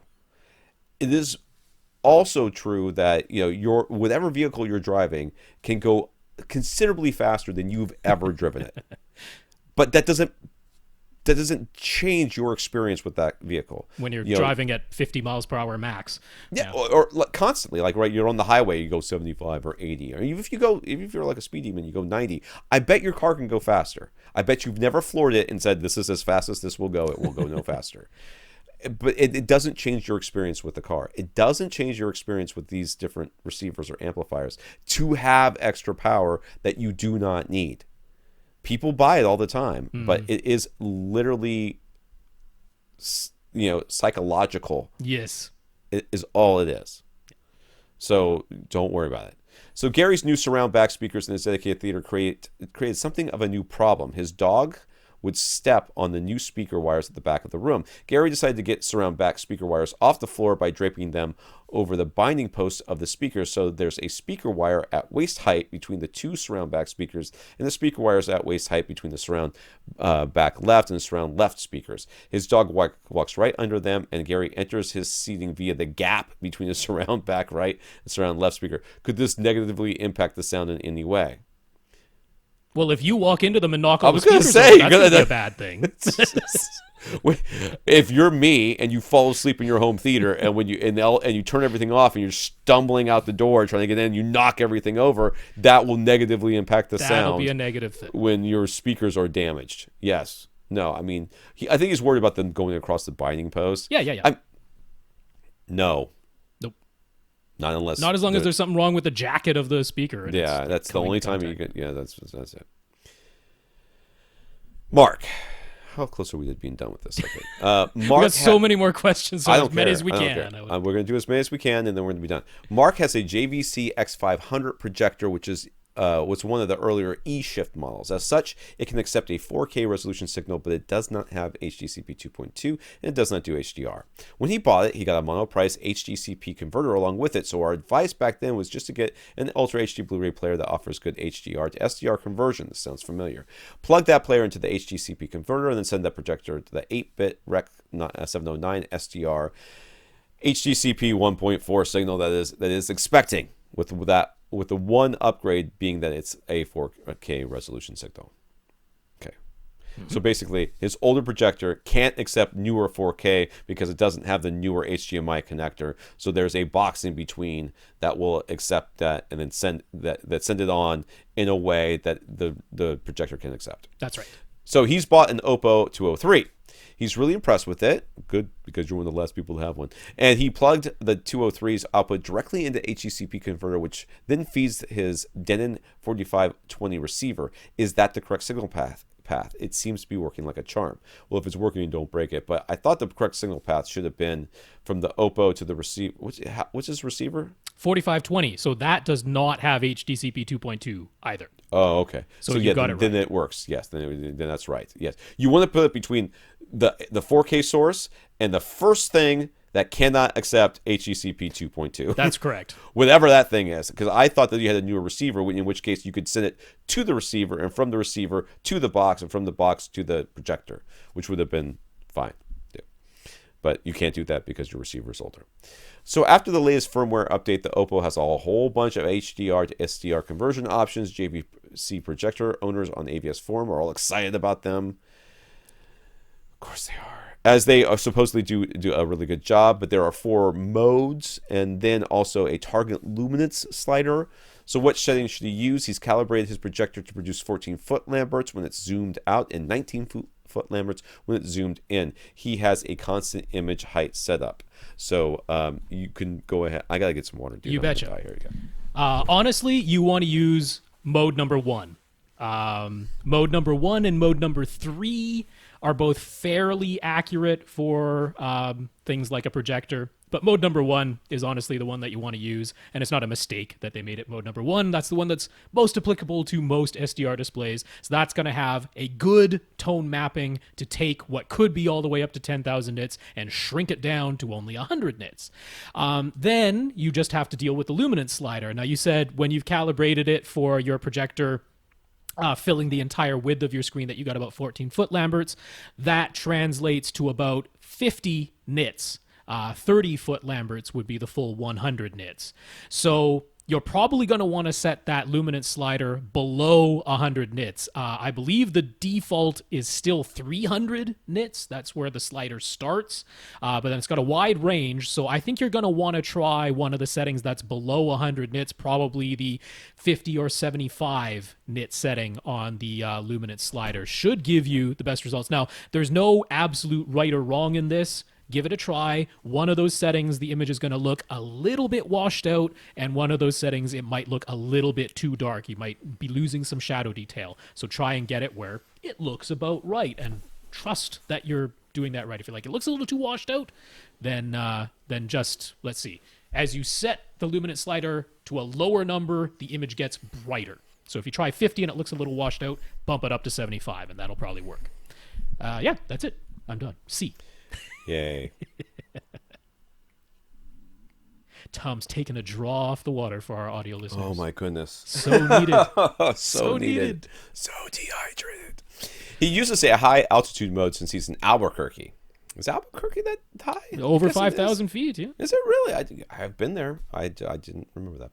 So he's never used a high lamp mode, as the fan noise is already pretty loud in the low lamp mode. With the low lamp mode, plus the high altitude setting. But should he consider switching to the high lamp mode for HDR content? No. I'm guessing no, yeah. Because you are converting the HDR to SDR. Yeah. So, no. There's a color space output setting on the Oppo too, and it turns out that his JVC can accept a 10-bit signal, although its colors only go a little bit beyond Rec 709. Still, could he maybe benefit from sending 10-bit wide color? In this case, I wouldn't do it. On something like the X590, that comes darn close to getting to P3, even without a color filter. On that type of thing, I would do it, but not on the X500. You can get really accurate 709 from the 500, and then it goes a teensy bit wider than that, but not close to P3. So I wouldn't send it the wide color. You're not really going to benefit from that. Stick to the 709. All right. Nick asks, when do we expect the Denon X8500H and Marantz AV8805, which are the brand new flagships from Denon and Marantz, 13 channel boys, to be available at discount from accessories for less? Have they even come out yet? They have, right? They just started shipping. They came out at the end of January there. So I'm guessing CEDIA. Oh, wow. CES. November? That late? Yeah. Well, October, November? Yeah. Well, I mean, in large batches, I would guess yes. Yes. That would be my guess. I wrote to Mark directly, and he's like, haven't had any yet, don't have an invoice saying I'm getting any, but he will get some eventually. Right. And he's said he's going to inquire with Denon and possibly get back to me. So that's from the horse's mouth. That's the information we have. We don't know, in other words. So Nick has loved his Oppo BDP-83 Blu-ray player, especially how easy it was to make it region-free. But he's still using a Pioneer Kuro, so he hasn't been too worried about 4K Blu-rays. But, of course, now there's a lot of temptation. Ultra HD Blu-rays are often getting Atmos, while the regular Blu-rays are not. He's tempted. He's being tempted by OLED TVs, and he's considering JVC projector. He's got a lot of money to burn, apparently. So with the Oppo closing down, should he pounce on a UDP-203 player? Pretty much any other Ultra HD player should look just as good when connected to an OLED, correct? Any reason the Oppo would look better in that scenario? I mean, not any. Not any, because we've experienced this with Clint and I did the test one time with Blu-ray players when they first came out, and there was I remember it was all over the forums Walgreens has got a $50 Blu-ray player, they've only got three, they only got a couple per store, and blah blah blah, and Clint went out and got one. We're like, What's wrong with the picture? There's sparkles everywhere. Just so Really in bad theory, yes, it is a bit for bit. Let's just send it on, and it should Yeah. be fine. In theory, it should be fine. Now, the Oppo, on the other hand, is going to have about every bell and whistle that you can have Yeah. in an Ultra HD Blu-ray player. And it also seems like no one else has actually got Dolby Vision to work exactly right on the discs just yet. Right. Although hopefully they will, but Yeah. but so far Oppo is the way to go if you want Dolby Vision, and the OLEDs have Dolby Vision, so that might be an incentive. But other than that, I mean, if you got one of the, especially if you got one of the Panasonics, those are really good. Right. One of the Sonys should be fine. I mean, it's probably moot. You're probably not gonna be able to find one anyways. At this point, if you haven't found one, if you They're do still find selling one, them. I mean, Oppo's still selling them directly on their website. yeah. So you're gonna want, if you're gonna get this, you're gonna have to go ahead and know. just jump on it. So. He asked, "What about the projector? Will other players look just as good?" Now, I mean, based on what we were just talking about with our last questioner. Clearly, there are some things that can be done with the Oppo that might not be available on other Ultra HD Blu-ray players. But if you're waiting to get a later model JVC that has full HDR10 support, then you're not gonna worrying about need any of that converting stuff. HDR to SDR and all that stuff. See, unfortunately, this is what this is the whole idea of having a product that can do a lot of stuff isn't necessarily indicative of the fact that you should buy it. Just because it can do all these things. It's very useful if you have the scenario that requires it. Then it's That's right. super nice But to have. if you're like, I've got a brand new, top of the line, 4K HDR Dolby Vision TV, which Ultra HD Blu-ray player should I get? Any of them will be just fine. Yeah. You know, Well, as long as it's got Dolby Vision and all that other stuff. As long as it's got that, it will be fine. By the time you're talking about getting this stuff, maybe it won't make any difference. Yeah, I mean, like Sony was just talking about how on their 4K projectors, which are one of the few that are genuinely 4K, like the full 4K panel imager, they're like, oh yeah, we have an active HDR solution that takes HDR10 and dynamically maps it frame by frame using our algorithm, so that we don't need dynamic metadata. We just analyze the signal and do it frame by frame. And I'm like, that is exactly what I want projectors to do. Right. So maybe you'll end up with a Sony instead of a JVC, because this is all a future thing, at which point you don't need an Oppo because it's going to do a fantastic job. Right. Lastly, asked, the Oppo also has this HDMI input, so that could potentially be helpful for other sources such as streaming boxes, maybe. Again, this is another thing where, like, if you've got an older source that has bad up conversion, or you are or you need to separate out its audio. Yes. Because you have an older AV receiver that doesn't do HDCP 2.2. Would I buy an Oppo because I had a Roku? And like, no, I would buy a newer Roku because it's like $35 or something. It's cheaper to just get the newer streamer, Okay, sir, I believe you want to buy an Oppo, in which case, God go with you. Enjoy and you're not going to be like using the Oppo and going, oh, I'm so upset that I got this, because it's a really nice player with really great build quality and it does all the things. But if you are thinking about buying things in the future and you're like, should I buy this now since it's going to be gone? If you're going to be buying in the future, you're not going to need this. That's right. And the thing that you will need in the future will be, is when you're in these transition years between, going from 1080p to 4K and Ultra and Blu-ray to Ultra HD. You need good players at that time to manage all the different things that are going on. Like, oh, you have a 1080p source, a display, but I'm a 4K player. I need to be able to do some things that maybe most 4K players can't. In the end, you're going to end up with, like we have right now with Blu-ray players. You're going to look at the back of them. They're going to have a power cord. They're going to have an HDMI cable, and that's going to be it. That's it. That's the only thing that's back there, because what else do they need? Because everything does everything else just fine. And that's what you're going to end up with in a couple of years with 4K. Yeah. But the reason that the Oppo is so good, and we often recommend it, is because people have issues that they're trying to work through. You don't sound like you're going to be in that boat. So, yeah, we can't fully justify it for you, but if you want to get it, you have our blessing. Yeah, there you go. Steve has an Epson 5040 UB projector with a 120-inch screen and an Oppo 203. Hey, you want to sell it? I know a guy who wants it real bad. What is the correct HDMI video range setting on his Epson? Normal or expanded? HDMI video range, normal or expanded? I'm going to say normal. Normal. Yeah, Yes. there we go. You are not sending it a 0 to 255 full RGB signal. You're sending it a video signal, so you want normal. He spotted one stuck pixel. Is there a way to get rid of it? He has a Disney Wow disc that includes a pixel flipper pattern. Would that work? Or is there another option? I literally would not have written this sentence. Would that work? I'd be like already trying it. Like, why wouldn't you just try it? I'm not actually sure what the pixel flipper pattern is. I don't know if it's just a negative image thing or if it's a like. That's what crazy... I guess. Yeah, it would just go flip back and forth and back and forth I'm not between really two, sure, like on and off, black, white, or something like that. I just know on YouTube there's a channel called DoctorScreen, which is like nothing but crazy test patterns, and one of them is called Screen Repair Frozen Pixel. And if you have epilepsy, do not look at it. It will. I mean, I'm not even going to laugh at that because it will induce a seizure. I believe it. Yeah, that sounds about right. But that it is a crazy checker every color pattern that flashes like insane on your screen. If you got a stuck pixel that can be fixed, that'll fix it. There you go. We'll have the link on our website. Yeah. But you can just look it up. DoctorScreen Frozen Pixel. Yeah.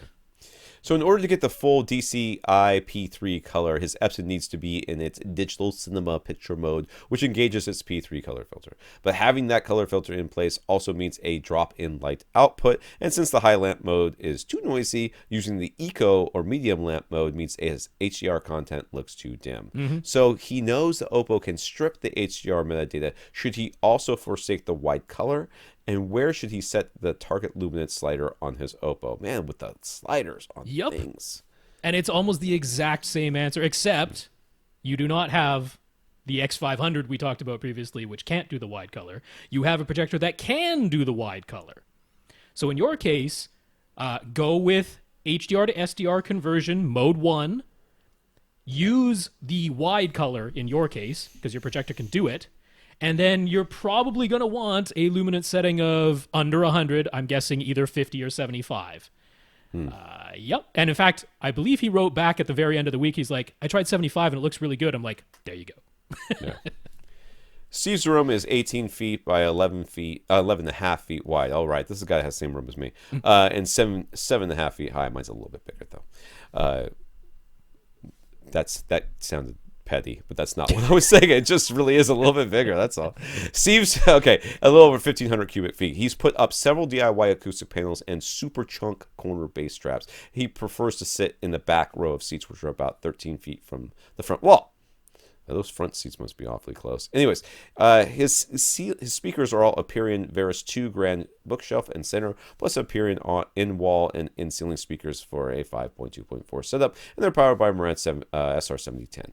He likes the way the system sounds with Audyssey turned on, but he is concerned it boosted the trim levels of his front speakers to 3.5 dB, and he tends to listen at between negative 15 and negative 10 on the master volume dial. That all seems fine, but the EQ settings show a big boost in the treble for most of his speakers, and if he switches to the flat target curve, some of the boosts are 10 dB in the treble. He had to get one of the tweeters in his bookshelf speakers replaced. Appearance service was excellent. It might have just been a faulty tweeter to begin with, but his excessive treble boost has some concerns. What are our thoughts? My thoughts are now and will always be that we should never ever let people look at these graphs. Because they just drive people nuts. They do drive people nuts. I think there's something of an explanation and something I would try if I were in his position, though. I'd be curious to hear what you have to say about this, to be honest with you. Yeah, because his primary row is his second row. And the biggest boost that we're seeing are the front left, right, and the top front speakers. And I'm wondering if it's literally the front row, the back of the seats of the front row are literally blocking the sound getting to the microphone. Now, one of the things that comes up often when people are running the auto setup, Audyssey or YPower or any of those, people often ask the question, should I be sitting in the seat while this is happening? Because I'm going to be, so don't I want my body there so it can compensate for my body? Or at the very least, shouldn't I have my seat in the position it's going to be when I'm watching a movie, because don't we want to account for the reflections that are actually going to be happening? That's intuitive, but it's completely not what's supposed to happen. What you're supposed to have is a clear line of sight from any speaker to the microphone. Right. When you have home theater recliners like this, most of these come in two pieces, right? Where you can remove the backs. Most home theater recliners are like that. Mine do, yeah, for sure. I would take the backs off of them. I would take the backs off all four of these seats, to be honest, and give myself completely clear line of sight. Because what you're trying to get is flat frequency response from the speaker to the microphone position. You're not supposed to be trying to account for every possible object that could be in your theater at any given time. Because then wouldn't that require you have to run Audyssey every time you have two people in the theater instead of one, or three instead of two, or one? That's not what we do. Where's the center channel, though? Where's the center channel in relation to the speakers? Because you can't see it, right? Yeah, I think it's below the screen there. And if it's below the screen, it seems odd that one would not be boosted. Maybe it's fitting right through the gap between the backs and the seats. It could be. I don't know. I saw where you were going with that the minute you started talking, and you're almost certainly right. You're almost certainly right. I mean, the thing is, like that. Save your configuration that you have now so that you can get back to it. But I would give it a try. I would just give it a try. I don't see the boosting of the trim levels doesn't bother me at all. No. The boosting with the high end and some of the stuff that you're seeing here in the curves, that does give me a little bit of pause. Well, and also, I mean, look at the cutting it had to do on the front, left, and right. I'm like, that's kind of bonkers. Down low. But that's way low though. I can't really see it. How big is it? Like 100 hertz. 100 hertz range and all around it though. I mean, that makes me think the microphone was being obstructed by something. That's what it looks like when the microphone is being obstructed. He says all 9 of his speakers are being powered by his Marantz receiver. Would adding an external amp potentially help reduce the chances of damaging any more tweeters? If so, what we recommend for about $150? I mean, you were not in this big of enough room though, or this should be a problem. Wouldn't think. And the AVRant speakers are actually one of the few speakers that have tweeter protection on them. So I honestly believe that once you rerun Audyssey with a clear line of sight to all of your speakers, and you know what you could actually do? Just recline the front seats, all the way down, and then put your microphone up high enough where all tweeters can see it, wherever you are, and then rerun the Audyssey and see what it looks like. If you see a massive change, then you know what to do. Then you're done basically at that point. In theory, could a more powerful amp make sure that you're not? If the amp was the part that was clipping, right? If the amp clipped, then yes, an external amplifier would help. Yeah, because the tweeter protection that's built into the AVRant speakers won't help you if the amplifier clipped. That's right. But for $150, I mean, I'd be looking at whatever Emotiva's Bass X. I don't have anything that inexpensive. That's what I'm saying. Is that I don't think that I don't know that you're going to be doing yourself a lot of good by spending $150 on something. Yeah, because there's like the Audio Source Amp 100, which is under $150, but that's 50 watts a channel, which is fine. Right. I mean, that's a true sustained 50 watts per channel, which is probably more than what your Marantz is doing when all 9 speakers that it's powering are in service, although that doesn't happen very often. There's the Dayton APA 102, which is a Class D, but that should be absolutely fine with the AVRants because they're a very benign load. They don't have the high impedance at high frequencies that drives Class D amplifiers crazy. So the Dayton APA 102, which is 60 watts a channel, $100, I'd be fine with getting one of those. I don't think you need it. So I would just rerun Audyssey and go on with your life. When his Period bookshelf speakers were away for speaker replacement, he took the opportunity to audition some other speakers. He tried the DefTech D9s and the B&W 685, S2 Series 2s. Yeah. The Period Veris 2 Grand's bookshelf speakers are spec'd at 87 dB, sensitive, 6 ohms nominal, and as he said, Audyssey set the trim levels to plus 3.5 dB with a significant treble boost. The DefTech D9s are spec'd at 88 dB, 8 ohms, and Audyssey gave them the same trim level boost, but the EQ had quite a bit less on the treble. The B&W 685s are spec'd at 87 dB with 8 ohms, but they are larger and front ported, and Audyssey set them at -1 dB for the trim level, which is quite a bit different. But they had the big treble boost in the EQ. So the trim level and the trim boost are not strictly because of his room, right? The speakers themselves do play a part.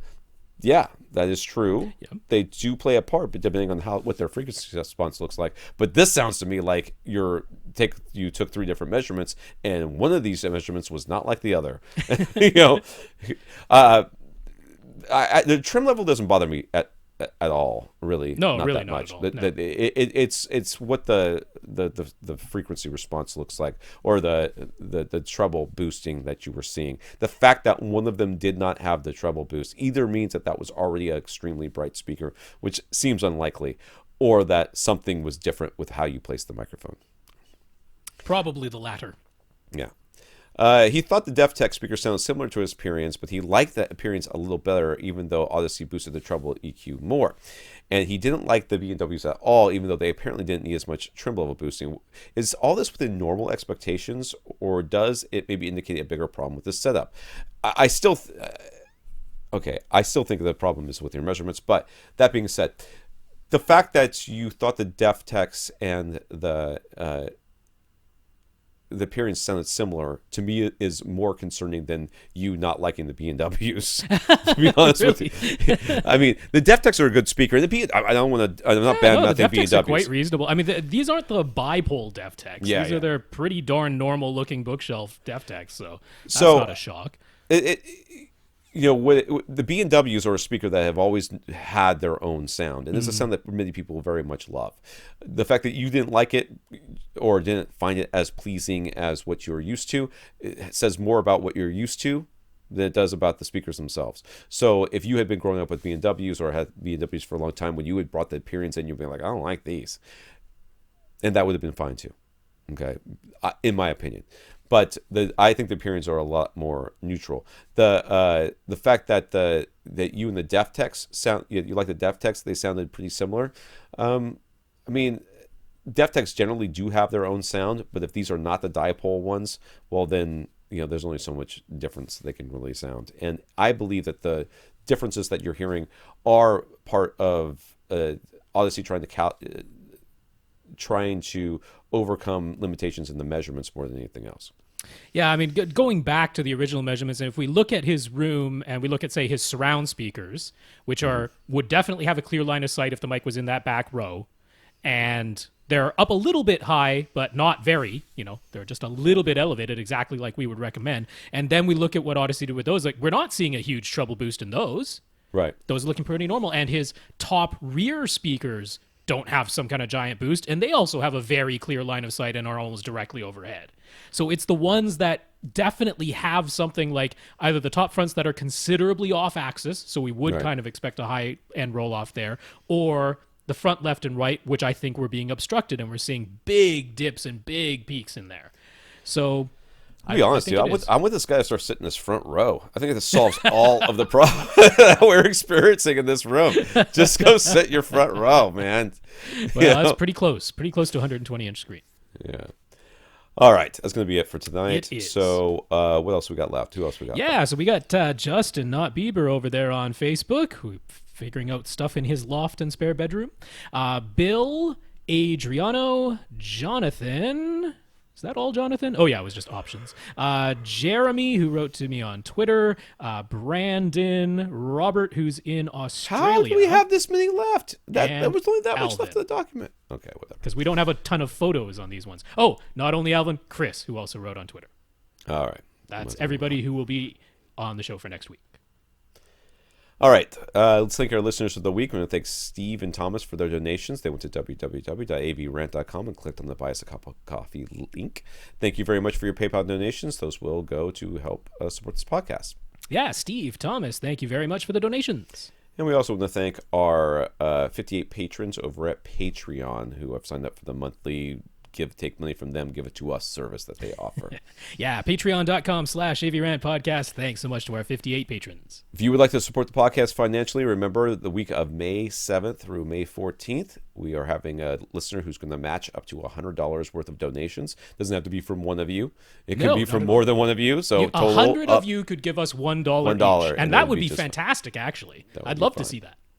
So keep that in mind if you're thinking of donating. We also want to thank people who supported the podcast in other ways other than financially. We want to thank Christian for talking us up to Accessories for Less, Jeff for talking us up to SVS, Mark for talking us up to the now defunct Oppo, and Mike for trying to help my son who is currently in the doghouse with his gaming PC rig. So Christian, Jeff, Mark, Mike, thank you very much for supporting the podcast. Congrats on the purchases to those of you who made them. And remember, May 7th through 14th is the time to donate over at avrant.com on the Buy Us a Cup of Coffee link. For AVRant, I'm Tom Andrew. And I'm Rob H. Now go out and listen to something.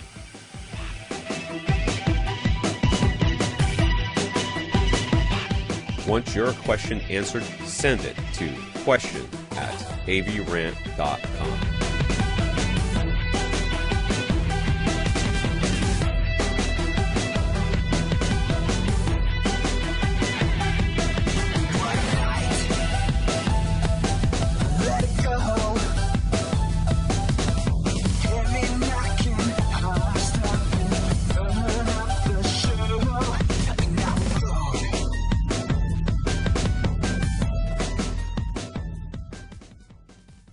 This is AVRant. Now go out and listen to something.